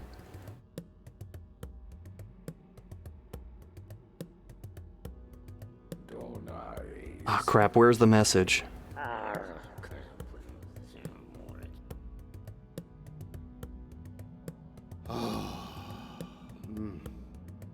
Okay, I can't find it. But anyway, the gist of it is, Kira shared the German chocolate candies with the other guests, and they all loved them.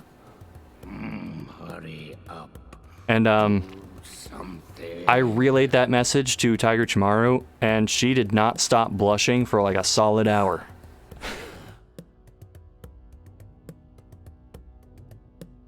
But Sunday, we drove back home. Again, I don't think we encountered any trains on the way back. I'm fairly confident. And then when we got home, the fatigue set in. I don't really remember much of anything up until Monday when Blondie took off back for Canada. And then there's another gap in my memory. I remember Tuesday because that was when Tiger Chamara went back to work. And again, One Roll and I caught her on a lunch break at Cane's, I believe it was. Because we were going to do Heroes again, but they're closed on Sundays. Tuesdays, excuse me. So we did that. And then One Roll wanted to check out another used game store that was part of the same chain of the ones we went to before. And then we had just enough time before heading to the airport to go to the main one again. And he like did some last minute checking, last minute purchases. And we went straight from there to the airport and said our goodbyes. I went home, and yeah, that was Colossalcon. I enjoyed the convention itself. Next time I go, I'm gonna try and do more of like the. I'm gonna attempt to do the water park stuff, even though like not particularly keen on water. I mean, I know how to swim and everything. It's just that Well, I might as well say it. My older brother kind of ruined swimming / water stuff for me. I gotta get over it at some point, right? And I also want to try, like, either the mini golf or the blacklight golf at some point.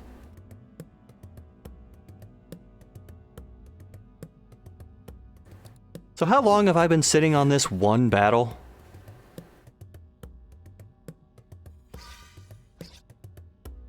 Yeah? It's been pretty damn long.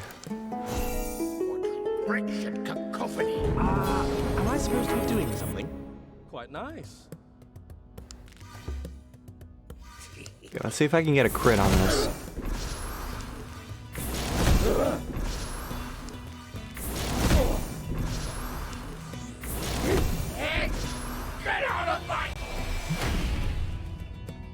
Lesson learned, just go to the Kalahari next time. Yeah, it's gonna be more pricey.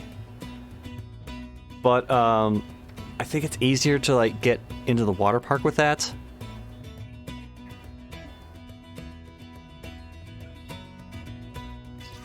Orders? Yeah? Why do you wait? Come and die. Okay, it's going to attack me again. The con was good and the hotel gave you 100+ to all your immunities. Basically, Haru. That's basically what happened. Speak!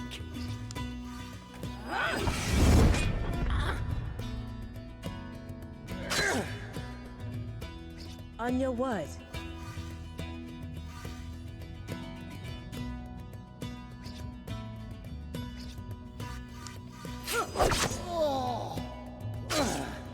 Ready. Tell me. Did you make that out of yourself? What happened? Hang on. Command me.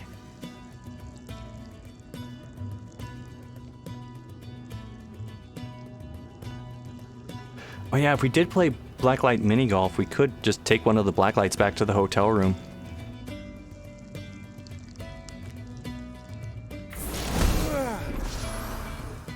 Tell me what you need. I'm gonna hold off on that so I can meditate with this character.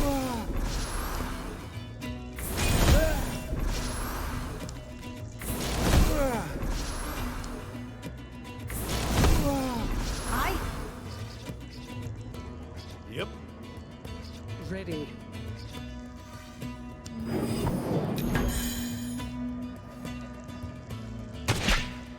Come Detective, the sequel to True Detective. Hey, what's... Hold on, what's the preview to Come Detective? Do I want to know? Uh-huh. Ready.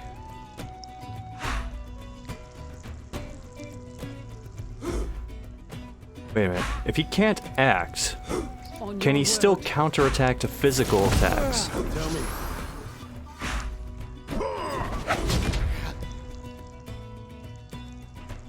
No, he can't. Here. Ready.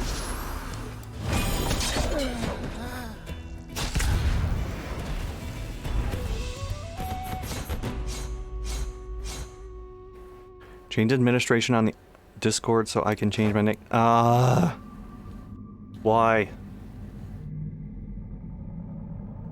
Why do you ask these things of me?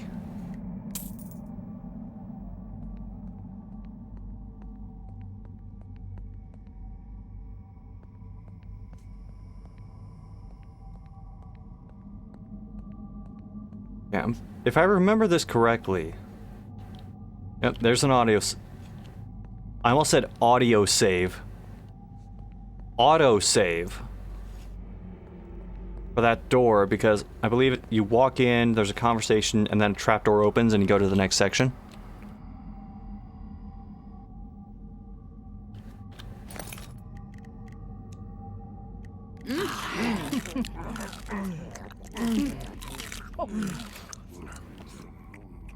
You went too far, or did you not go far enough? Depends who you ask.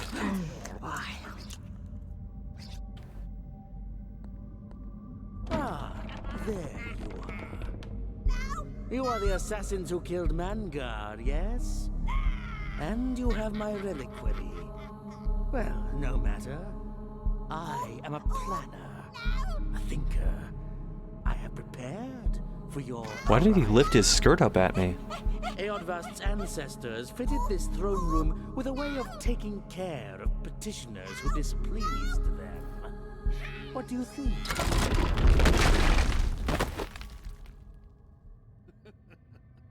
Well, look who's dropped in. Come on, Lundgren. Let's go tell his worship that there's fresh meat for the rack. Is it safe to leave them alone? The key's in the barracks, eh? Aye. So how are they gonna get it when they're locked up all the way over there? Sometimes I honestly worry about you, Lundgren.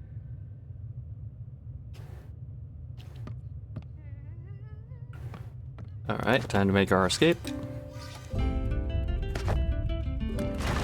I have to make up for all the progress I didn't make earlier.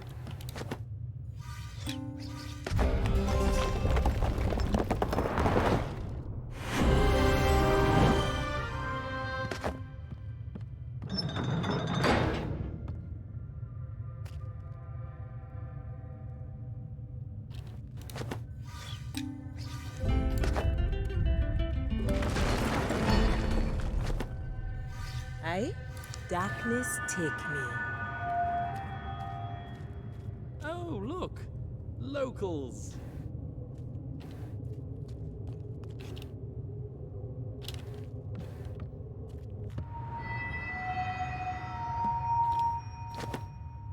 I want to do a quick equipment check. I probably should end the stream soon because I still have work that I need to get to. But I want to get through as much of this as I can. Okay, that's worse. Can't use those. That's the same. You spoke? Mm-hmm.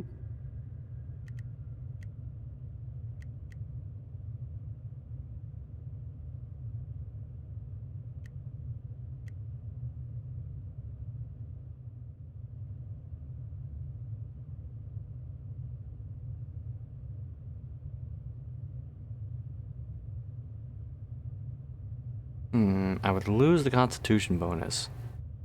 Spell points doesn't really mean anything.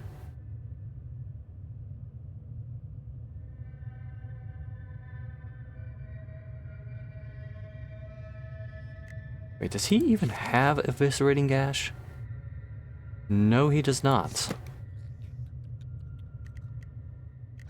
Here. And all this is inferior to her. Because she keeps just fucking stealing all the good stuff from the vendors.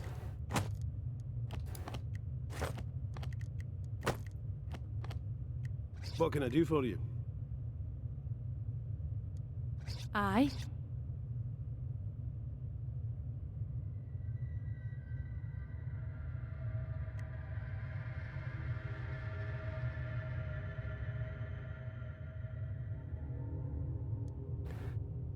Alright.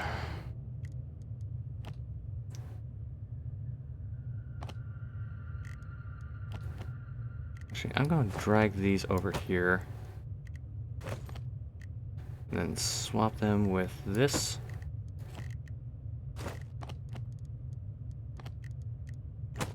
Do you need me? Alright.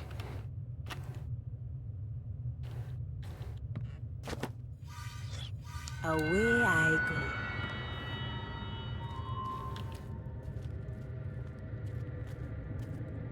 Are those friends of yours? Away we go. Puskalish! Cheers. Alright, that is the guy I want to take care of first.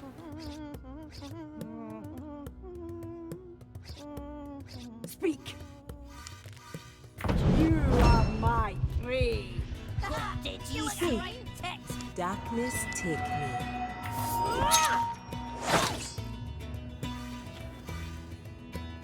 Ready. Yes?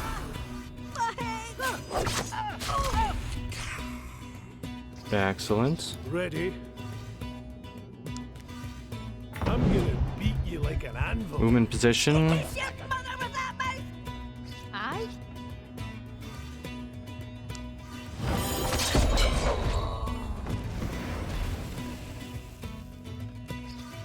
Okay, and now we just chip away at everything else.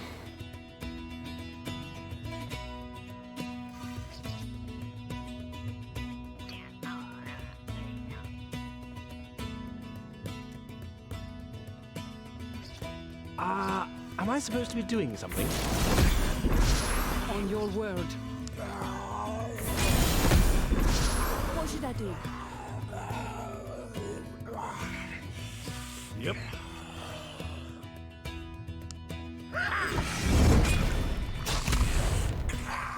Orders? Ready. Aye? Hang on. Okay, it's more important that I do this, Command me. Yeah? because I have to worry about being able to hit these guys at range. I'm actually gonna hold on to my booze for this one. Ready. On your word.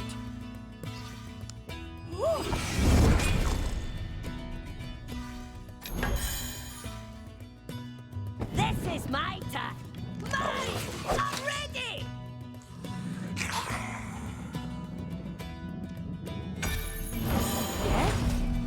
Who's killing his shit? Not bad. Aye. My strength. Did you make that anvil yourself? Why, I oughta. Is that 45 mental damage? I can do that. Oh, my head's spinning.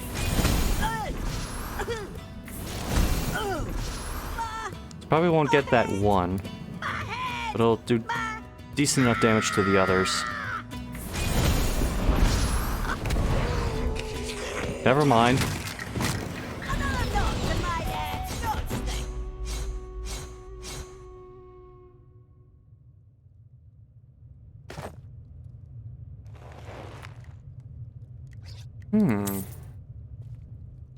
Maybe I could make use of that.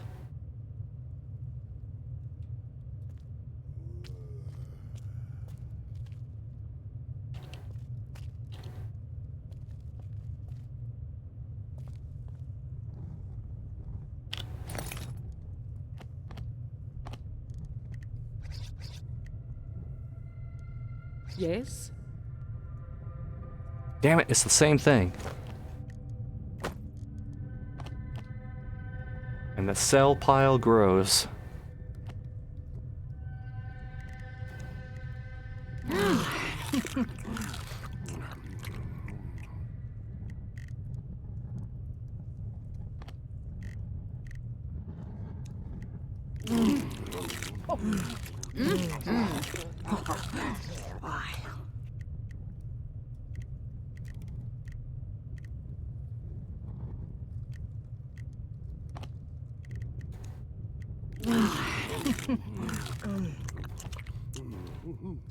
I think everyone's at full health now.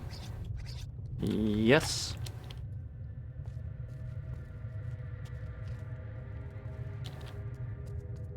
I'm just gonna head in the direction that where I think a Yes. save point is. Goodbye. For now.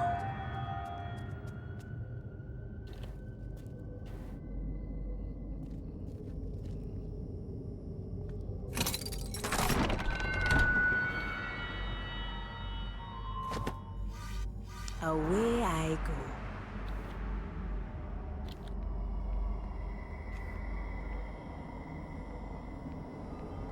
Well, technically I'm right.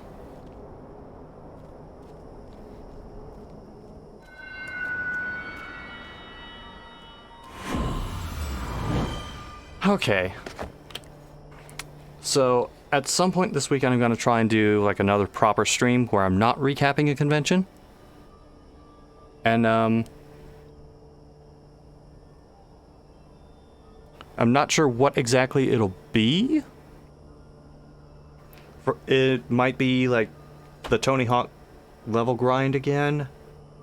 I've been itching to get back to International Superstar Soccer at some point. Or maybe I'll just play Shin Megami Tensei 5. I don't know. Or I could get back to Cantata. Because I did one stream on that and I need to get back to it again. Anyway, thanks for hanging out and listening to me ramble for a really long time. And yeah, I'll see you when I see you. Later.